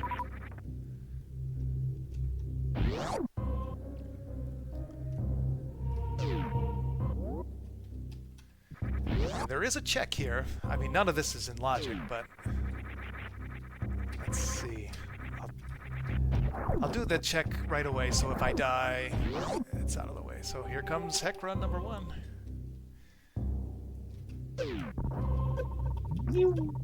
Alright, here it goes. You got speed. And number 2. Nope, useless. Directly in the drink as we watch the energy literally count down faster than numbers can appear. Yeah, the lava double damages with the... Alright, 1 second here. I feel like 1 damage per frame. How about 2 damage per frame? Yeah, okay, phew. Yeah, that lava will double damage with the heat damage.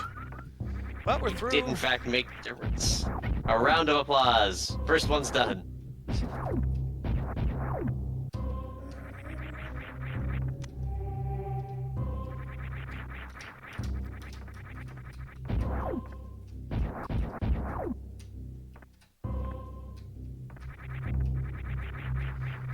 We'll save here. But now I'm kind of trapped, so that's okay. I've got a farming location for health. Oh, come on now, wait. Finger Alright. looking good. We took a save, so if none of these are worthless, it's a quick reset.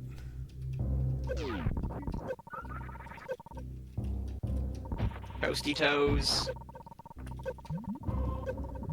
I'm not gonna make it, but that's okay. We'll see if they're any good. Mirror shield, and no good.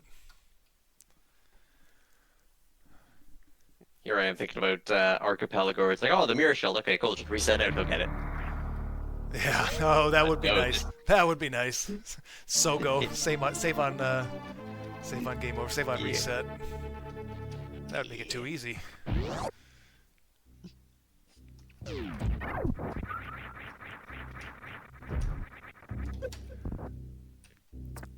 Oh, and everybody's favorite Crocomire. Also, oh my goodness. Crocomire also is vulnerable to the so-called microwave beam. So if I find the X-ray scope, I will destroy Fantoon, and I will destroy Crocomire. Oh. Is that a more incentive to get the, what did we say, like $100 donation for doing that? Oh no! Oh no! Jeez. I struggle to get this. I became struggle to Samus get into the ceiling here. All right, I'll get it. But yeah, boy, you know, I'm not sure I want to say it should be a second incentive because I plan to kill Crocomire anyway because he does block a few items down here.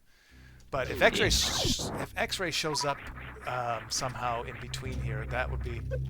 Oh my goodness. Microwaving bosses for $100. Or no, wait, $100 for the B. Yeah, you can do 50. 50 sounds reasonable. But we gotta find Scanner, unfortunately. That's the rough part. Okay. Because it could be anywhere. I'm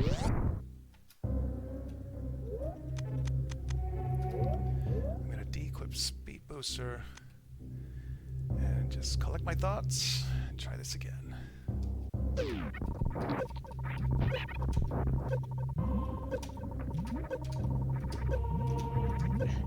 Whoa.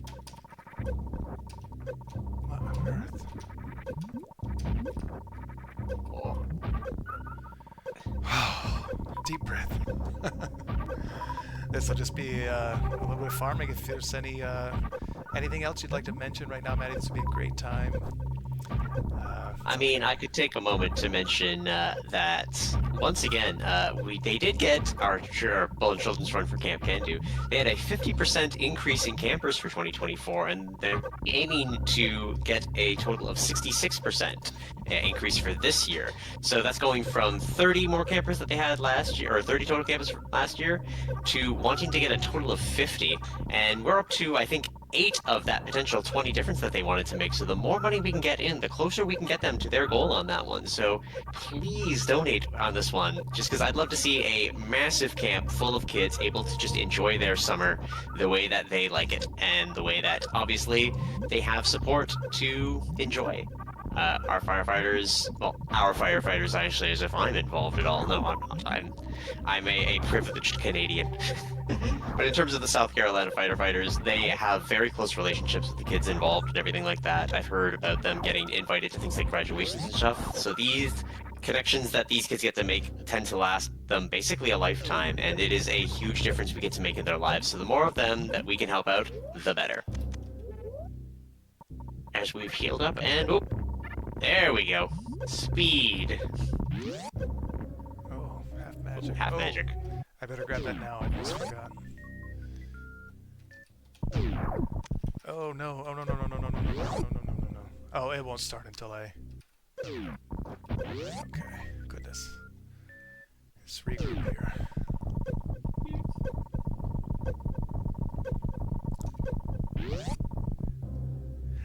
I've never done it in a seed in Quad Rando, but I've done one time the what they call the speed skate there, where Samus's feet get locked and it looks like she's gliding across the tiles there.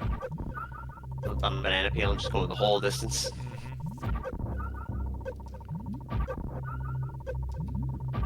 And yes, Jay, should I bring it up that we did get to hear a lot of amazing stories from Ross, one of the firefighters involved with the South Carolina Firefighters Association earlier this week. So if you missed that, please go check it out on the VODs when you get the opportunity, because it's all just amazing stories that, in part, our charitable donations help with, which is always lovely to hear. I think it helps out a lot with this kind of a thing, knowing that your money is going like directly to a cause and being able to hear from those directly impacted by it. So it's really big, it's really appreciated, and yeah, give it a check out and a listen when you get the opportunity. But for now, we got checks to do.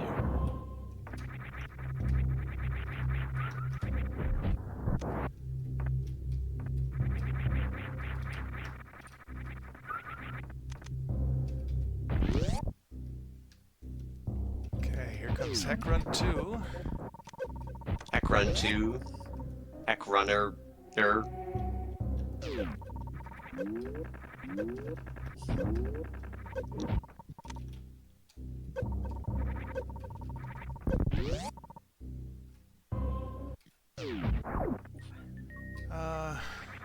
You know, I don't really need those M1 missiles. When you kill a boss in Metroid 1, Kraid and Ridley, they give a substantial amount of missiles, so it's not imperative that we find as many missile packs for Metroid 1 in our quest. Now it's off to our favorite Crocomire.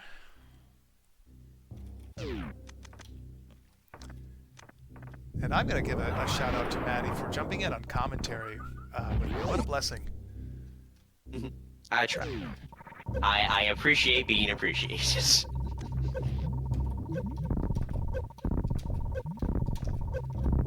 I guess I could, you know, mildly offer that. If anyone, you know, doesn't have like a usual full crew for this kind of thing, I know that can be really daunting being on a marathon, especially like it's just you needing to fill in like, you know, the hour or two of your run. Never be afraid to ask your hosts. If I'm on host, 100% I can give you a hand, and even if I know nothing about your game, I will ask every question about you and your community. So, if you're interested in supporting our marathons in the future in other ways, like playing for it, please do put forth, because we'd love to see new communities and new runners all the time. I think this is Ravioli's first time doing a marathon, even though he's been in the FFR community for some time doing races and such. This is true. Glad I finally, you know, took the initiative. So yeah. We're very glad to have you. And to be showing off, you know, something as absolutely insane as this quad rando. Oh, and we're in for a treat. I misspoke. We do not need the X-ray microwave beam. He will succumb to this right here. And we're gonna walk the dog. Oh, one more.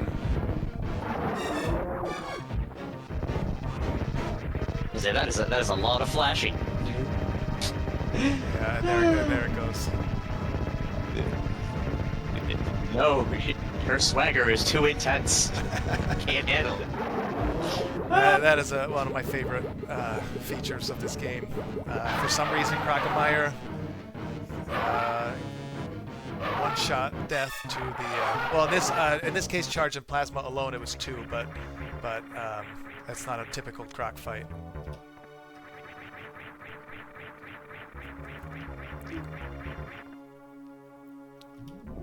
Is this... yeah. There's some blue suit, I'm not quite sure. I know it's really hard to get, but...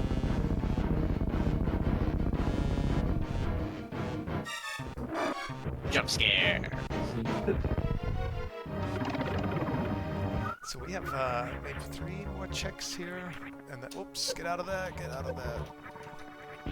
Swinging unless it is still a bad idea. Yes, it's so lethal. I also think it's the only like substance in this game that you don't get a suit to resist, right? That's correct. Because Yes, Barrier resists lava. Yes. So I think I only remember that because I've seen some like room randomizer aspects to the Super Metroid on its own rando, and one of it is that it can randomize the trait of liquids in rooms so it can look like lava but act like acid. Bombs.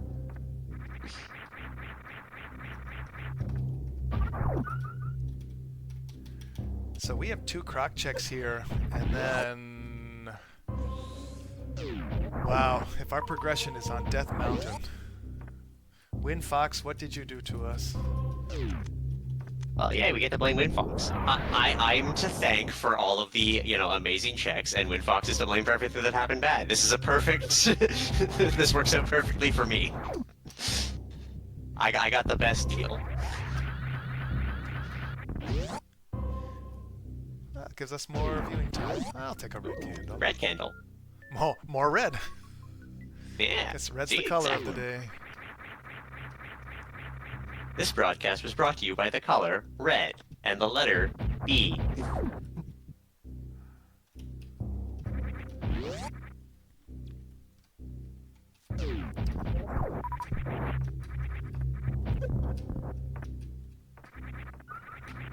It's not really worth saving the red candle, but it's, I think, not too much further for me to just retrace here and exit out. So there is one exit on the way out of Norfair, or one check on the on the Norfair exit. So otherwise, progression is in Death Mountain somewhere.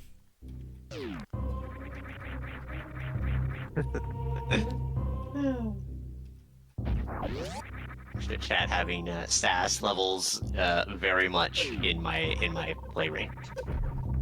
I must applaud them for it.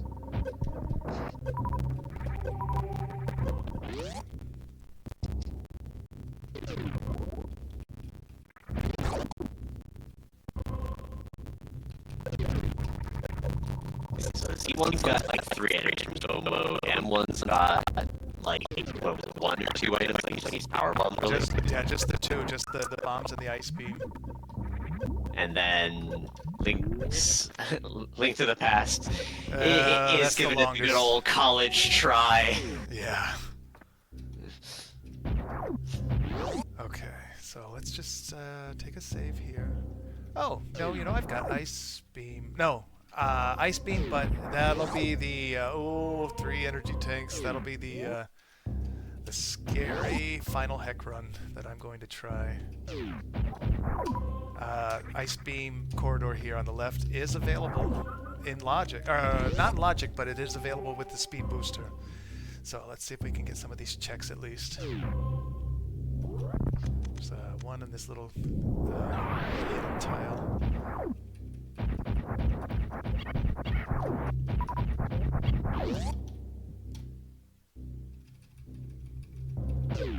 Oh, baby! Oh, Yeah. it's okay. We know where it is. I say that's a ladder. That's one of 3 things for that go mode.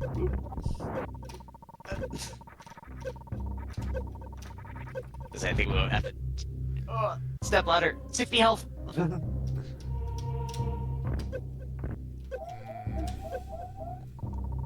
Auto tank. I think I'm gonna have to. I can't get a crystal flash in time, but we know it's there, so I'll grab that. Yes. And wow, what a find! Oh that, yeah. That opens up most of. It opens up 5, 6, and 7 dungeons in Zelda 1. So just leaves D4 needing the raft to get there. That's correct. Yay, I'm learning. I'll be able to speedrun Z1 by the end of the night.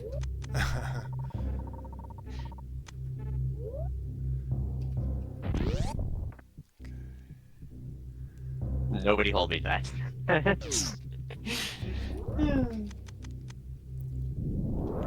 And honestly, there aren't that many checks awaiting in Zelda 3. So it looks like this little sequence break is going to be my best bet. Sometimes the grist pays off. One of those things that I've been telling basically all of the ducks this bit is like, know when to take your risks. Yes. Yeah, double down if you have a good feeling about it.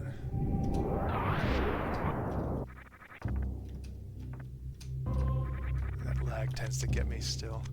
I'm gonna play it, as you can tell, I'm gonna just play it a little bit safe here. Maybe I'll just check these after I save. But now I have much to do in Zelda. So much to do, so much to see. Okay, I think this is just a single check now, the Ice Beam pedestal. But let's see what we find.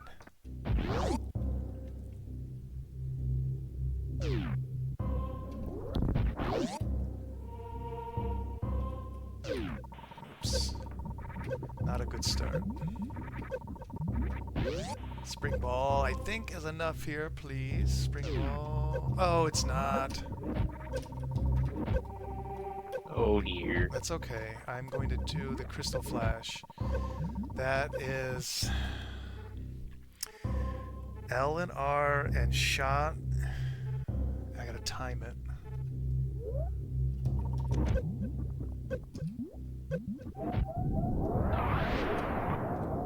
No, no, no, no, no, no, no, no, no, no.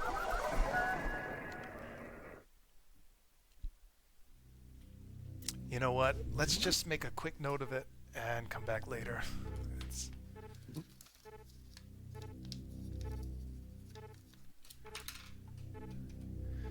That's okay. We've got other things to do.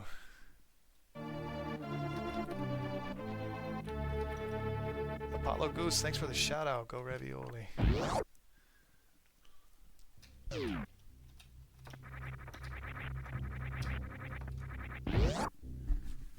Okay, so Zelda 3 is our main hub for transport, so you know what? This is not a major check or major time sink, so Yeah. Just pick it up. We're right here. let's see. Yep, no mirror, so I can't get further, but I can see what's on the ledge. Missiles, and I can get this if it's good. No. Is it we're gonna do boots pumping to get that one? Oh, no, I'm not that good. Anything in the bottles, if I have a green jug, no. I could do Spike Cave. Let's save that for later. And looks like we are off to Zelda 1. I can complete most of the checks in Zelda 1. That is at Sanctuary. Oh, and then I have the Hyrule Escape. I'm going to make a note of that quickly.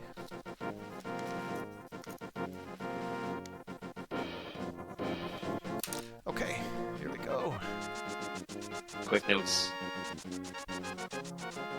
And that's a tip for you, Chad. If you're ever playing a rando, don't be afraid to take notes. Because then you'll be like me and be wandering around in circles because you don't remember where something is. You figure I'd learn someday, but now I refuse to learn. I teach, so I don't have to learn.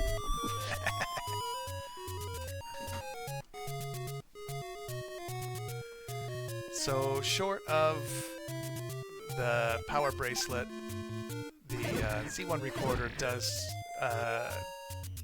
teleport you back to dungeons where you have collected the Triforce. So it does save a little walking to level 5. Did you see the bracelet somewhere? Yes, it was in the ceiling of Metroid 1. Right. Which I think I can... No, you cannot get it with the high jump boots, which is strange. You technically need the Ice Beam. I could probably glitch it, but it's honestly not even worth the walk there when you have the recorder.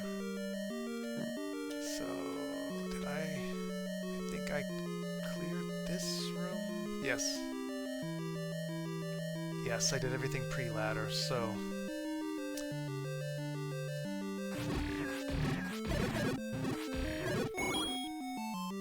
A lot of dark rooms in level 5. Just kind of a... was gonna say, Fizzle has a question for you, Ravioli. What's that? Are there movement fixes or patches for M1 in this quad rando? That I don't have an answer to that one, Fizzle. I know you can still do the door glitches, and the morph jump, but you know, Total would be the person with that answer. I know that the biggest blessing is the decreased lag on this SNES emulator.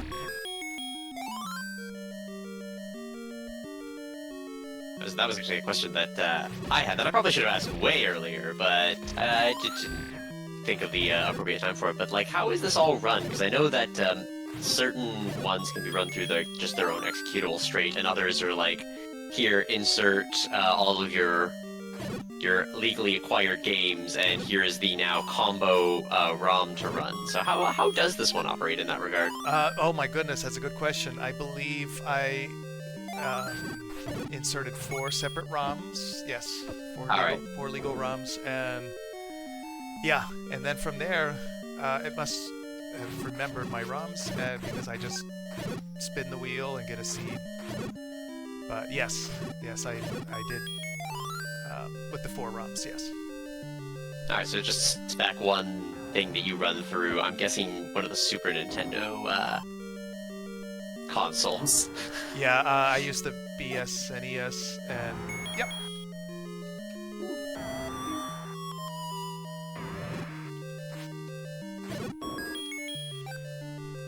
Okay, so Pokemon's little eye. no items in 5, but that's okay. We get a Triforce piece. What's really nice, the way Total programmed this, is that no progression is in like level 9, the final dungeon of Z1, for example. So you're not, you know, completely waiting for, you know, a full game completion to progress. So if I make it to level 9, in this case, I will only find any items for Zelda 1. Like Silver Arrows, for example, but I won't find like a gravity suit in Ganon's dungeon, for example. I mean, generally good. Oh, it's super, yeah. It was a nice design. I remember it. I was given the info on this seed, so I do actually know things. Yeah? Yes, just in case we get close to time, I am currently plotting a potential route. Very good. Yes. That's it. I don't know the games well enough. It's like, okay, I know that's a go-on item, but now I know where it is. Just in case we get close to time. Yeah, I know we started late. That's great. You tell me. I'm not really watching the clock myself, so yeah, you can certainly jump in. We're at about a little after 12:40, so we got about 20-ish minutes to be on normal time. We could probably afford a little bit over, because I know there's a setup block, but they're going to want to set up when they do. I got the ask if I wanted to swap out at the normal time for my the host, and I said, no, I'd stay on with Ravioli for it. So if we go over, you still got me. We're not going to be rushing anything. All right. Well, thank you. No worries. I fulfill my promises.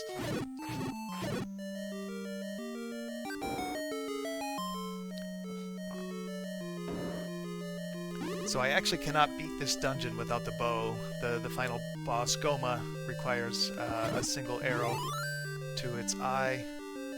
But I've got a few checks in here I'd like to clear up. And then I will complete level 7.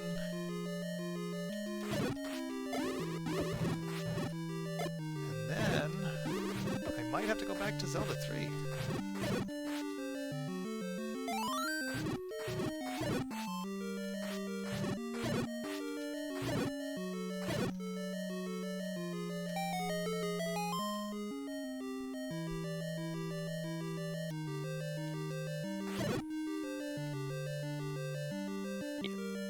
Because a Dark Moon Army Streamer giving us the okays for cheating. We can easily go to 110 for the run. Then if we're an item short still, then cheat. Yeah, thank you. Thank you, Dark Moon. And there's one Ice Beam. The good Ice Beam, I should say, for me. Oh, there's no drop in Which this. means that one's just Morph Ball bombs. Yes. No guarantee it'll be a quick kill on Mother Brain because that is a really, really tough Turian. I think I only have maybe two or three energy tanks. Even with Varia's suit, it'll take maybe 30 minutes or so to kill the two bosses.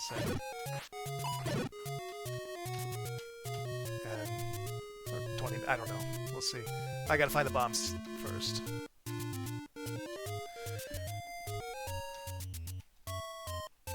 So I gotta buy some food to feed a friend.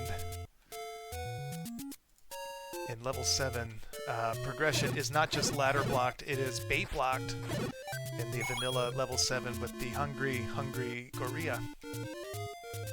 So we've got some cheap meat here. I don't think it's grade A meat.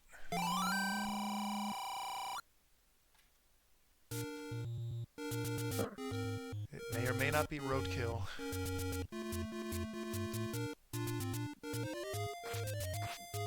Okay, cool. Alright, now I know where that is. Gonna say, we say wrapping up the Z1R is probably easiest to get up. I know where Raph is now.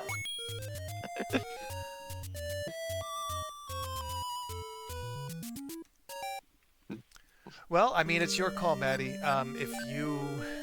True. I'm gonna start making notes for different optional routes here, based on what's required. Because at least with what I know of Link's Awakening, I think this might be the easier route.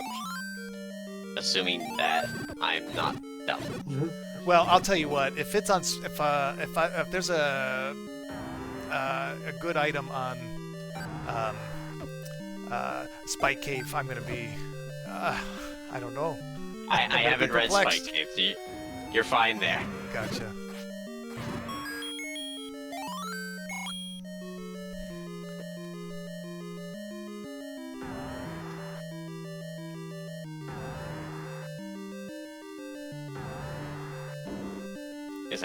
I just wrote a Z and it looked like a 2, and I'm just like, what am I doing?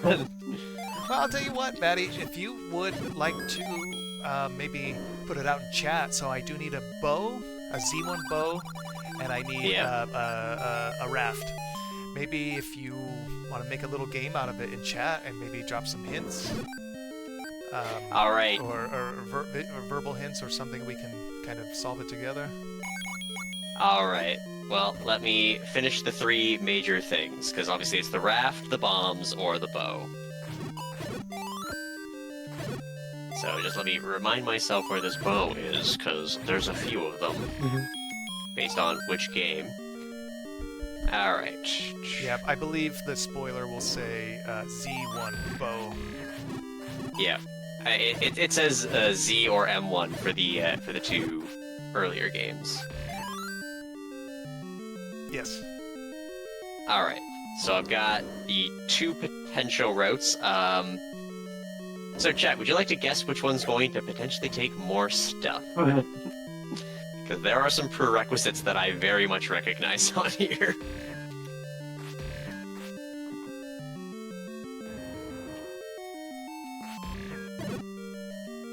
Matter of fact, I should actually look up where that other one is.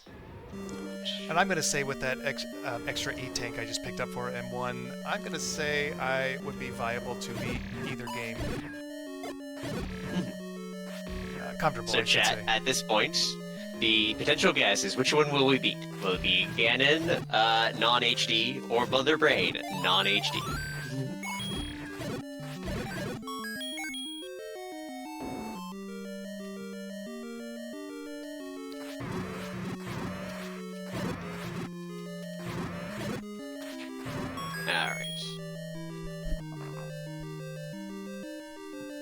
So that is everything that should be required for those two, unless there's stuff about Metroid games I don't know.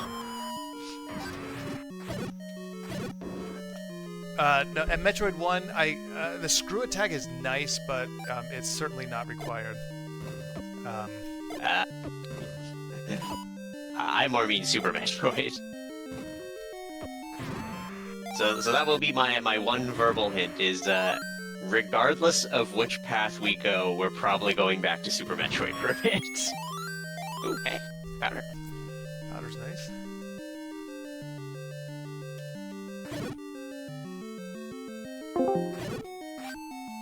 No clock.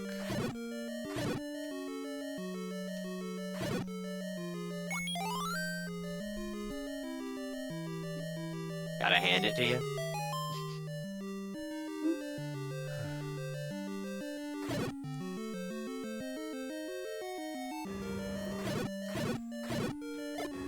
So I always thought this was so interesting that they put the easiest dungeon boss here, level 7.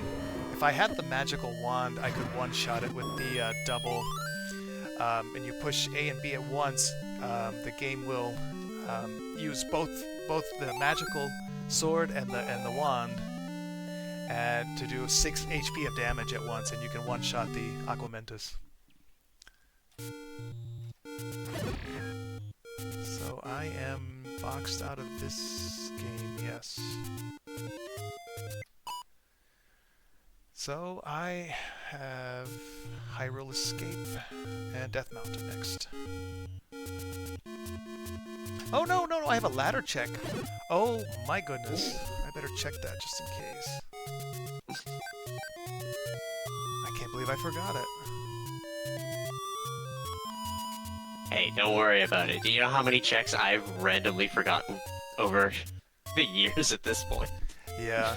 I believe when I researched for this marathon run, I believe I totaled 390 locations in the quad rando. So that was interesting.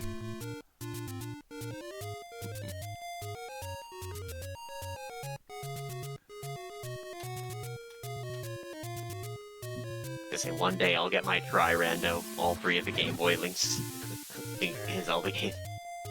Someday. Oh, hey, more bombs. I'll take them.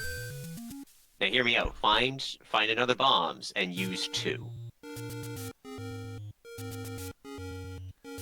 Okay. For no particular reason. Wait, say it again. Just find one more thing of bombs, but use 2. Find another thing of bombs and use 2. Okay. Yes. Yeah. For no reason. For no reason. Okay, will do. No reason at all. And if you notice chat, don't tell them.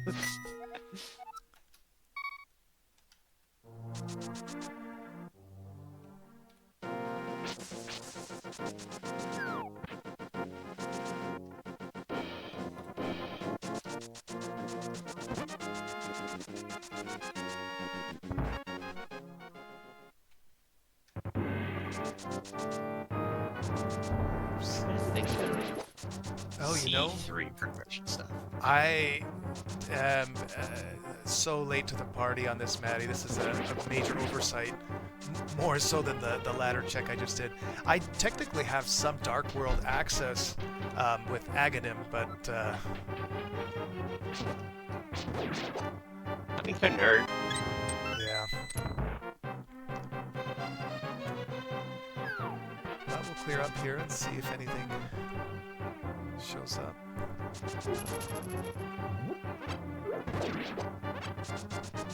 I still have the wreck shipped area in Super Metroid.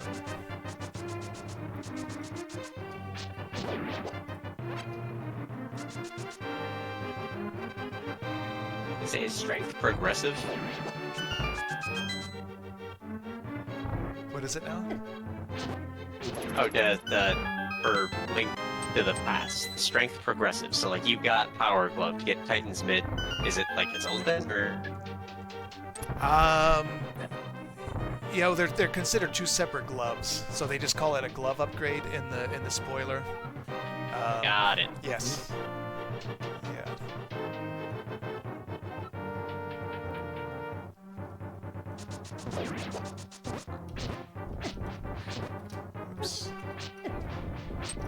Oh boy.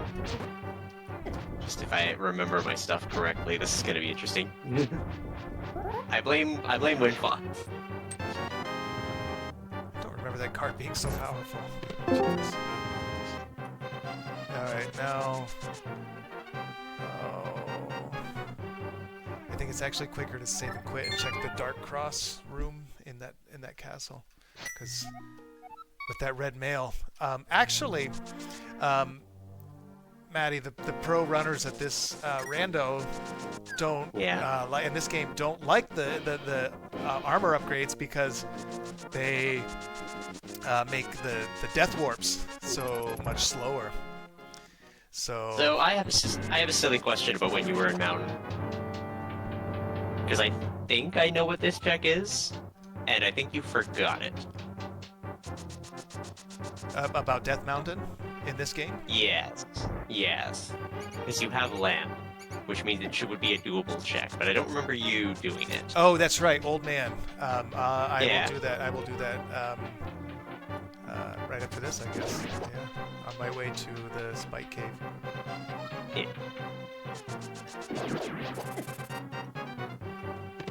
Oh, speaking of that rod, that would have been nice 5 minutes ago, but I'm going to Zora on my way to get some green potion for Spike Cave, and Old Man, I'll do all of those in one swoop here in just a moment.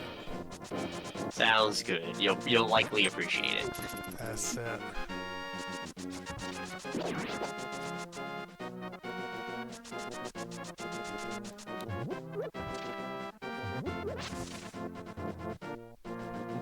Darkmoon saying Tower of Hera is in logic. We don't want to think about Tower of Hera.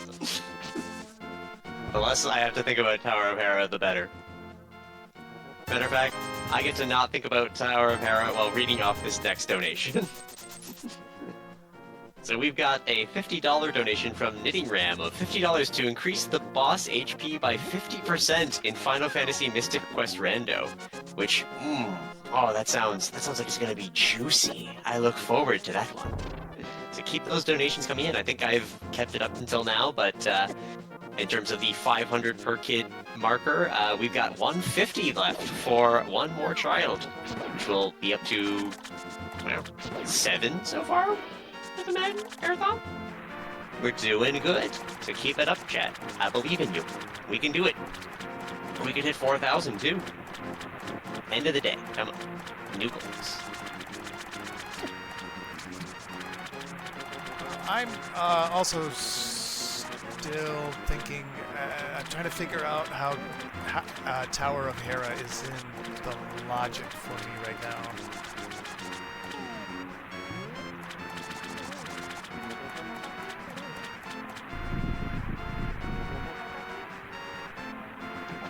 I don't know, that's why I don't want to think about Tower of Hera. Have some misses. Let's see.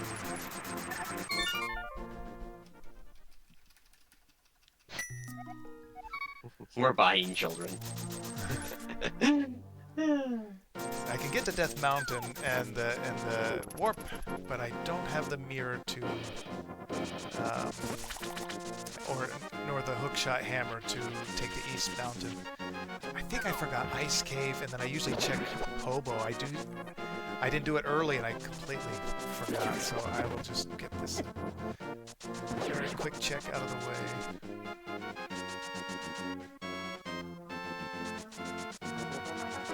And I'll get a very quick hitty chin scratch out of the way. Because Binks, my lovely co-host, is once again on the desk, causing trouble, having a fun time. He's a little menace, but he's my little menace. And he'd love to go to camp. He would love all that fish, wouldn't he? Yeah.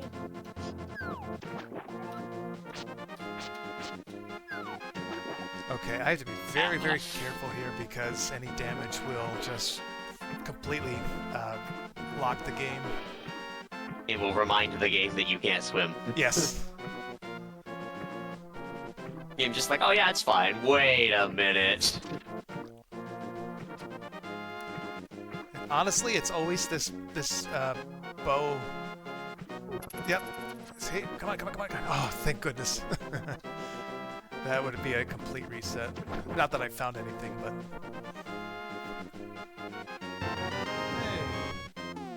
It's a bottle of red. Okay, now, the old man. Let's see what he's got.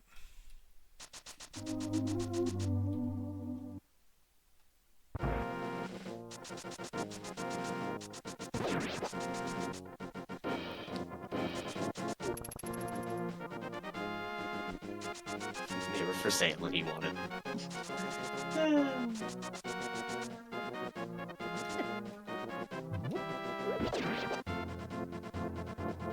I say $500 per kit is a good deal. Bizzle leaves for 5 minutes. It's true. We get a mess with when we don't have an adult to watch over us. My adult certification was revoked, so I don't count anymore.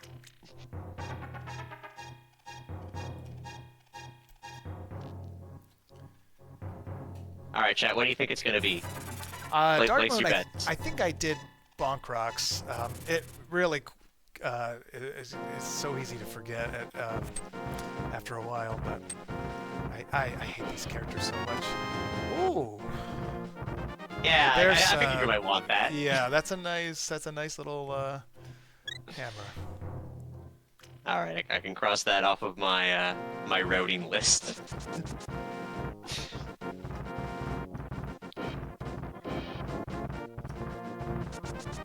Because we are at 1 o'clock, so we're at the 10 minutes until our I help you cheat line. Outside of, you know, just giving you like pointers. I think we're at the point that you're allowed to ask any one item, and I can give you the location, but not my route to get there. Okay. Feels fair. Check the spike cave, and then we're on. Then you're on. All right. And chat, you can pop in your suggestions of what you would like him to ask for. Could you use a cape? Oh yeah. I will just yeah. Oh, you know what? I better do that first. Oh no. I'm gonna play it safe. I just skip the cape now.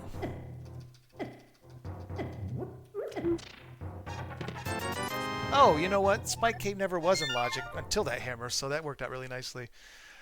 Okay, now this opens up a lot in the Dark World, and Hype Cave. Here comes Hype Cave, chat. So Hype Cave's a big deal in Zelda 3. 5 checks, if I remember correctly. And let's see if it's hype or not.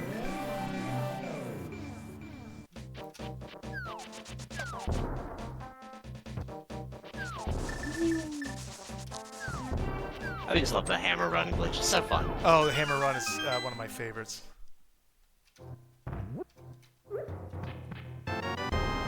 Red berries.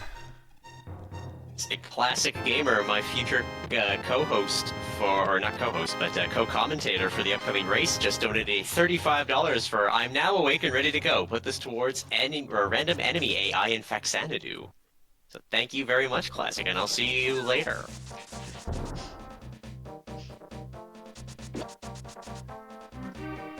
That was hype. There was a donation in there.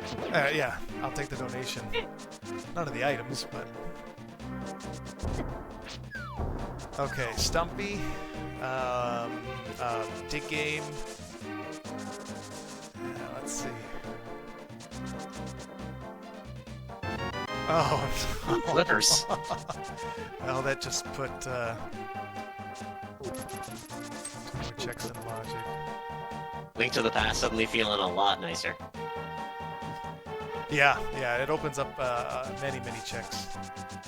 But for time's sake, I think you said it is now time for a hint? Technically, it is, we were after 1, and at 1:10, I'm supposed to give you a route, but I can give you hints for a route. You can ask for one item. Which one would you like to know? Ooh.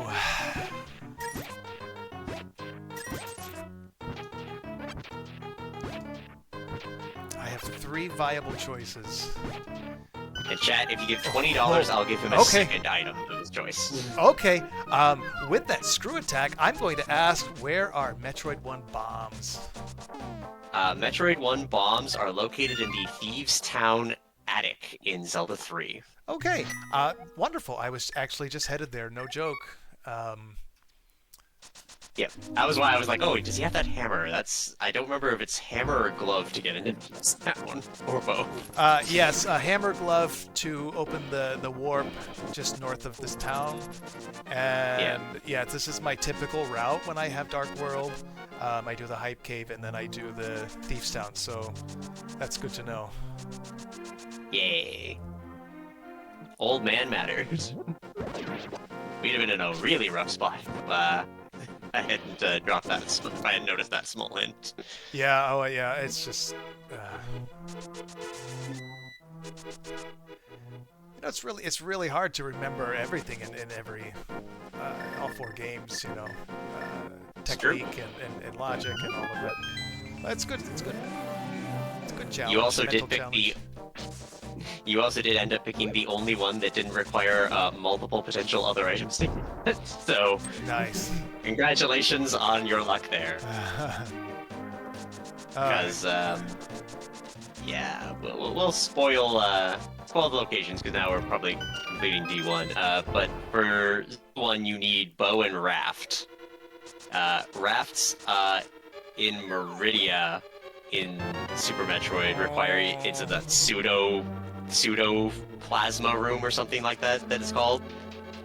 And the bow for Zelda 1 is in the hookshot cave here in Z3, and you don't have hookshot, which is in Norfair on Super Metroid. So I'm just like, yeah, no, we're probably going the bombs route once I found where Hammer was. I'm like, okay, yeah, no, that's the one we're going for. Yeah. Yeah. So I chose well. Yes. Super.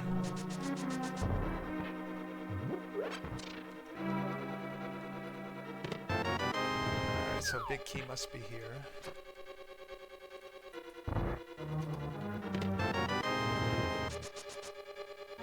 It's labeled as attic chest, so I'm not sure exactly which one that is, but I'm sure you know. Yeah, it's where you throw the bomb to let the light. I believe. Oops. I guess I don't need that.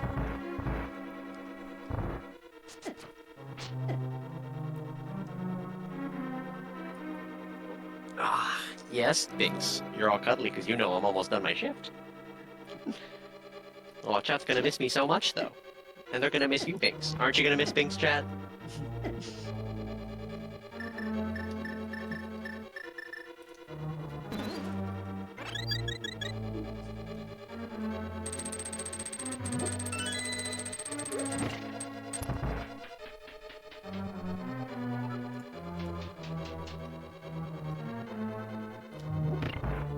Yeah, when Z3 gives hookshot and Pegasus boots, you can really just fly through and mirror and all those things. You can really, yay! There it is. Okay, Kraid and Ridley, here we come. Yeah. Oh yeah. Some of those movement items in Zelda 3 just really make that a fun game to explore.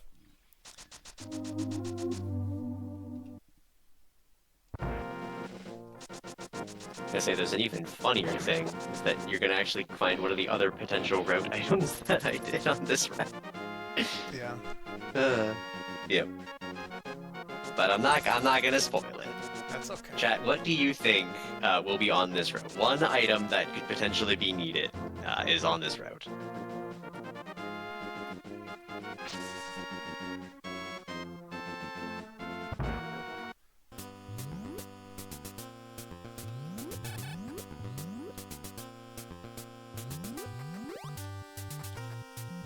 Oops. Oh, that's not Metroid 1 screw attack, so that's okay. I have 6 energy tanks. I should be fine to beat this game. They're currently empty energy tanks, but we can solve that problem. Oh yeah, I'll just do a save restart in just a minute here. It's a really nice, feature. Just for static, that is not actually a one-way warp, but to go the other way, you've got to like go back and forth through it like 3 times or something like that. To my memory of how that door works. Okay, where am I going? Warfare. Down.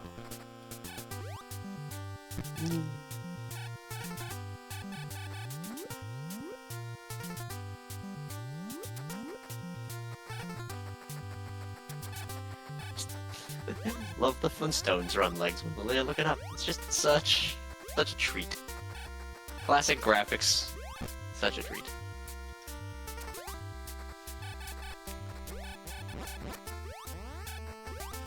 So the upcoming hype for Ridley is if I can get on the right pixel, I dodge the fireballs and just stand there and hold B button until he goes away. Hold B and pray. Hold B. The classic Final Fantasy strategy. So a quick reset here will drop me to the bottom of this elevator. No color, monochrome for briefly, but then the health refills. It's very, very nice.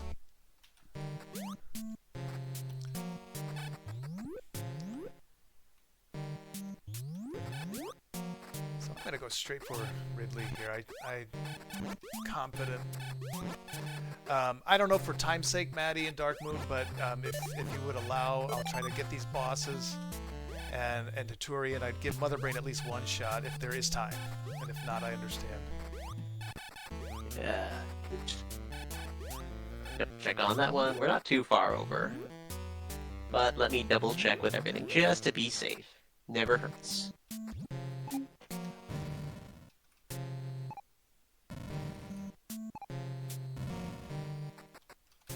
Alright, we're good to take the shot. Okay, and if not, at least the Ridley fight would be a kind of a fun closer if I can get this pixel.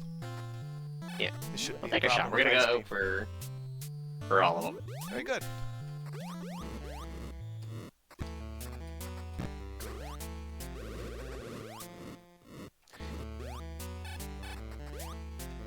Man, watching the fall in the drink and the single HP going down very slowly, man, the length of one frame really did speed up between the Nintendo and Super Nintendo. Oh yes, oh yes it did.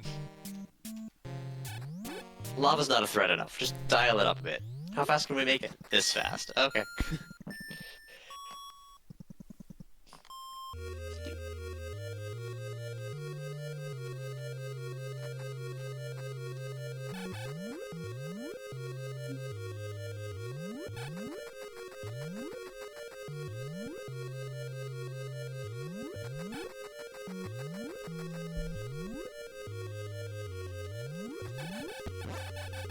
Poking on through.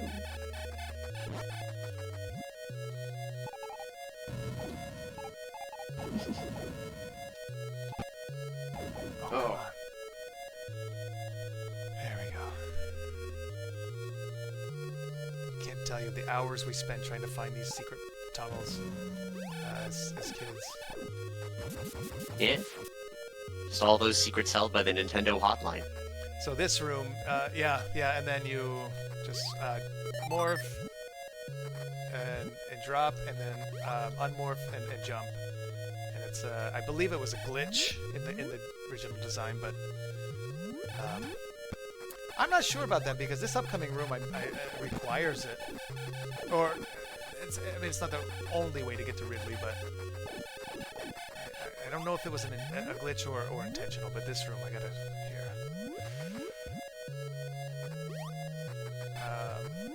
To do something like that, to get that item check, but here we go. Ridley's one room away.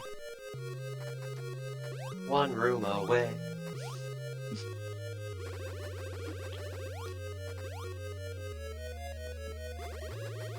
Because I have my lovely co-host Binks deciding that he wants to use the mouse. And that my phone needs pushing off of the desk, of course. And there it is.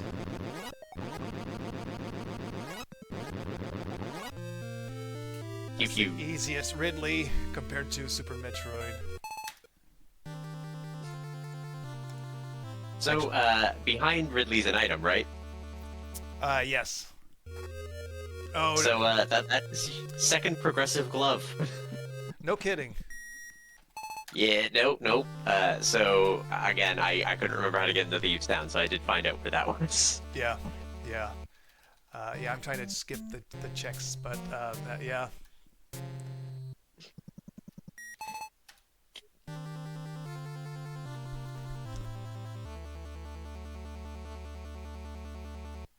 So I'll worry about later.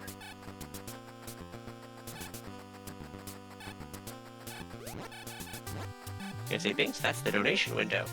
Are you saying that you want more donations to the charity? Nope, that's my microphone.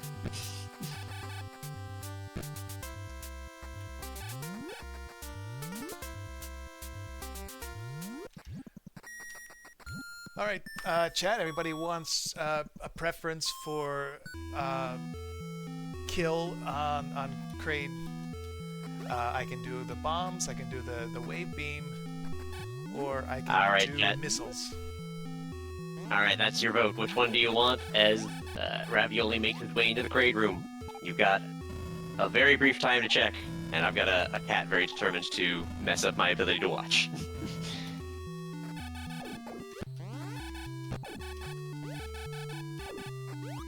You know what? $5 donation and Binks can have a treat.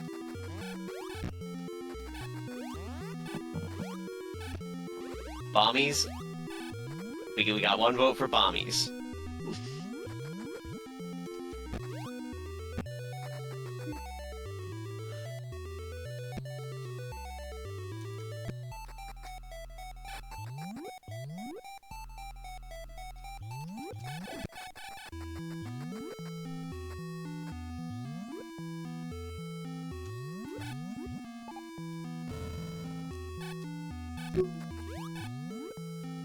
In the original mini Kraid, when you take this path here. I say we got multiples for bombs, with many people not having seen the bomb strap before.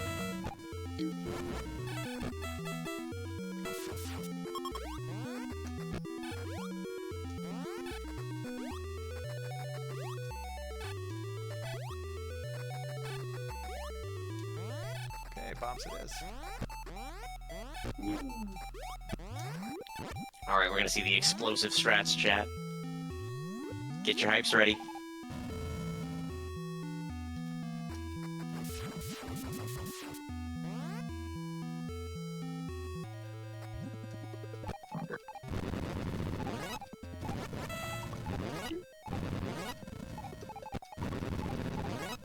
Just morph balling all over him.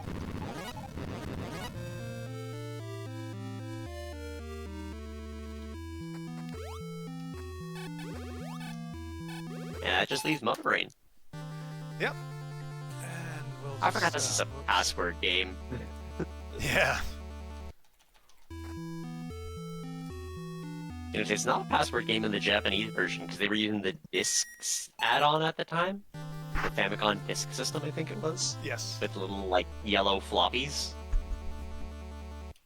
Make it save.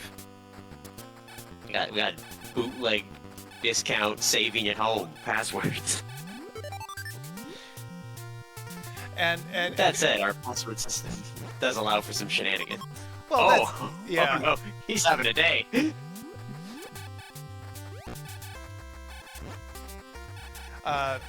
Now we talked about the battery system for the NES games would just erase the data. So the password system was pretty nice. You know, when you would you have to take a break and come back. But then you would lose the password. Where did we write it down? Is this the new password? Is this the old password? And then the 0 or the letter O. And I can't remember how much time we lost trying to enter the password. No, incorrect password. Oh, try it with a 0. Try it with an O. Yeah, it brings back memories. Gonna say ages and seasons have that same kind of problem if you don't have a link Actually, no, I don't think the link cable works with anything except the ring secret. So you've got these like 20-digit secrets. Same with Golden Sun. If you want to carry a game over, it's like, oh, here's the 2-page one or the 10-page one of remember all these letters. Also, if you make even one mistake, it erases all your progress and you gotta start over. Oh. Yeah.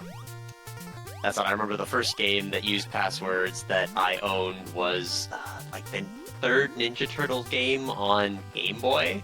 It's a rough one. I've never beaten it. I should probably go back now that I'm an adult. I could probably give it the good old college try. But yeah, that game used passwords, and I think I found a password randomly that let me have like the midpoint of the game for some reason. But yeah, that was it. Yeah, some old Game Boy games I haven't played since I was a kid. I'd like to, yeah. Just go back, show them who's Reconnect boss. with, yeah, just reconnect with them sometime. It'd be pretty cool. All right, I mean, here the we children go. of the future.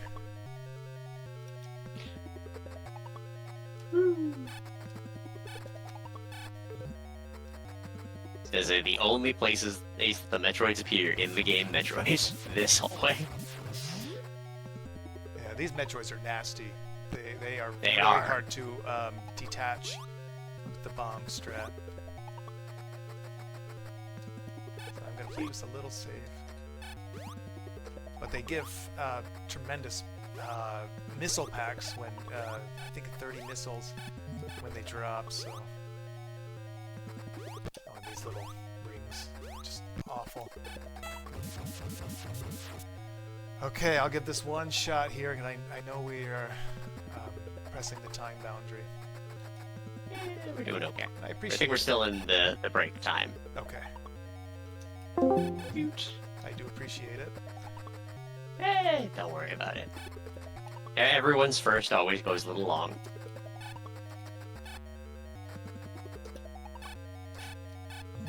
Alright, I need to stop there before I start making jokes. We're getting into afternoon Maddie hours. Afternoon Maddie's a different beast entirely.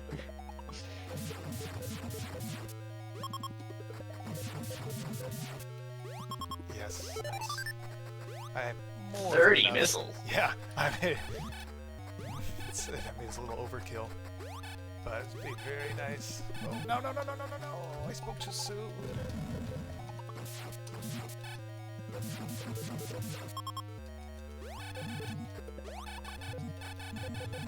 You hear the little oh,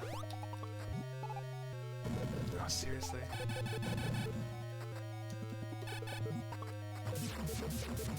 The little blip, blip, blip, blip, blip each time you attack them is kind of cute. Okay, here we go. Final room. I say, chat, very much enjoying the bomb crate strat.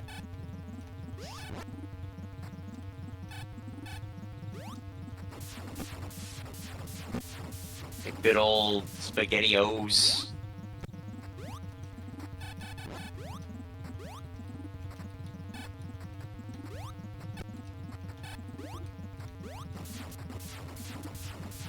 Because they really just believed in how much stuff could we shoot at Samus and still be reasonable. And then they put those notes away and said, what if we made it unreasonable?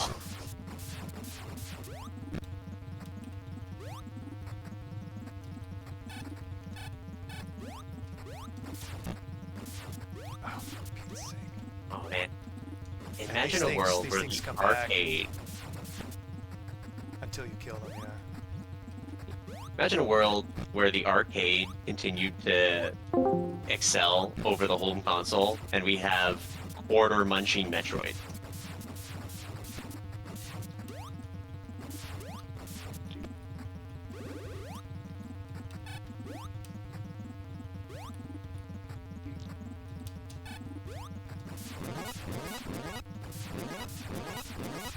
Pew pew!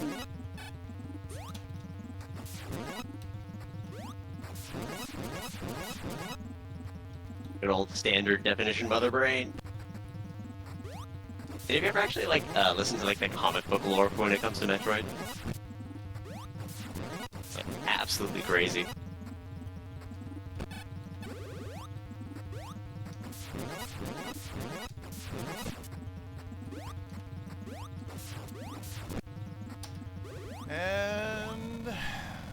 Oop, flashing. Is time. Time! Oh. It's done. Standard definition Samus gets to win. Everybody else, go home. So That's it. that's beat one game of Quad Randomizer. And we very much appreciated watching all of that absolute nonsense chaos. It was beautiful to watch, Ravioli. Thank you. That is quite an ordeal, but very, very fun. I was gonna say, are you gonna save the progress here, and then maybe as a post marathon bonus run, we can see you finish the other 3 games in this seed? I don't know about that, but I will definitely come back sometime with a Quad Rando presentation. Sounds good. I'm gonna say, I think until then, we have a next game to start getting ready for. I know we're swapping a couple of things over when it comes to that, because we've got good old everyone's favorite block setup, so we'll disappear for that, and then from what I understand, Saracen will be on host, and we'll be coming back with Earthbound PK Scramble, so look forward to that. Any of those things you want to say, Ravioli? Nope, just thank you so much for jumping in on comms, Maddie. It's wonderful, and it's You're a great, welcome. great community. Yeah. It is a great community, so join up. Still plenty of time left in this marathon to donate, and I will see you later when it comes to the Final Fantasy race.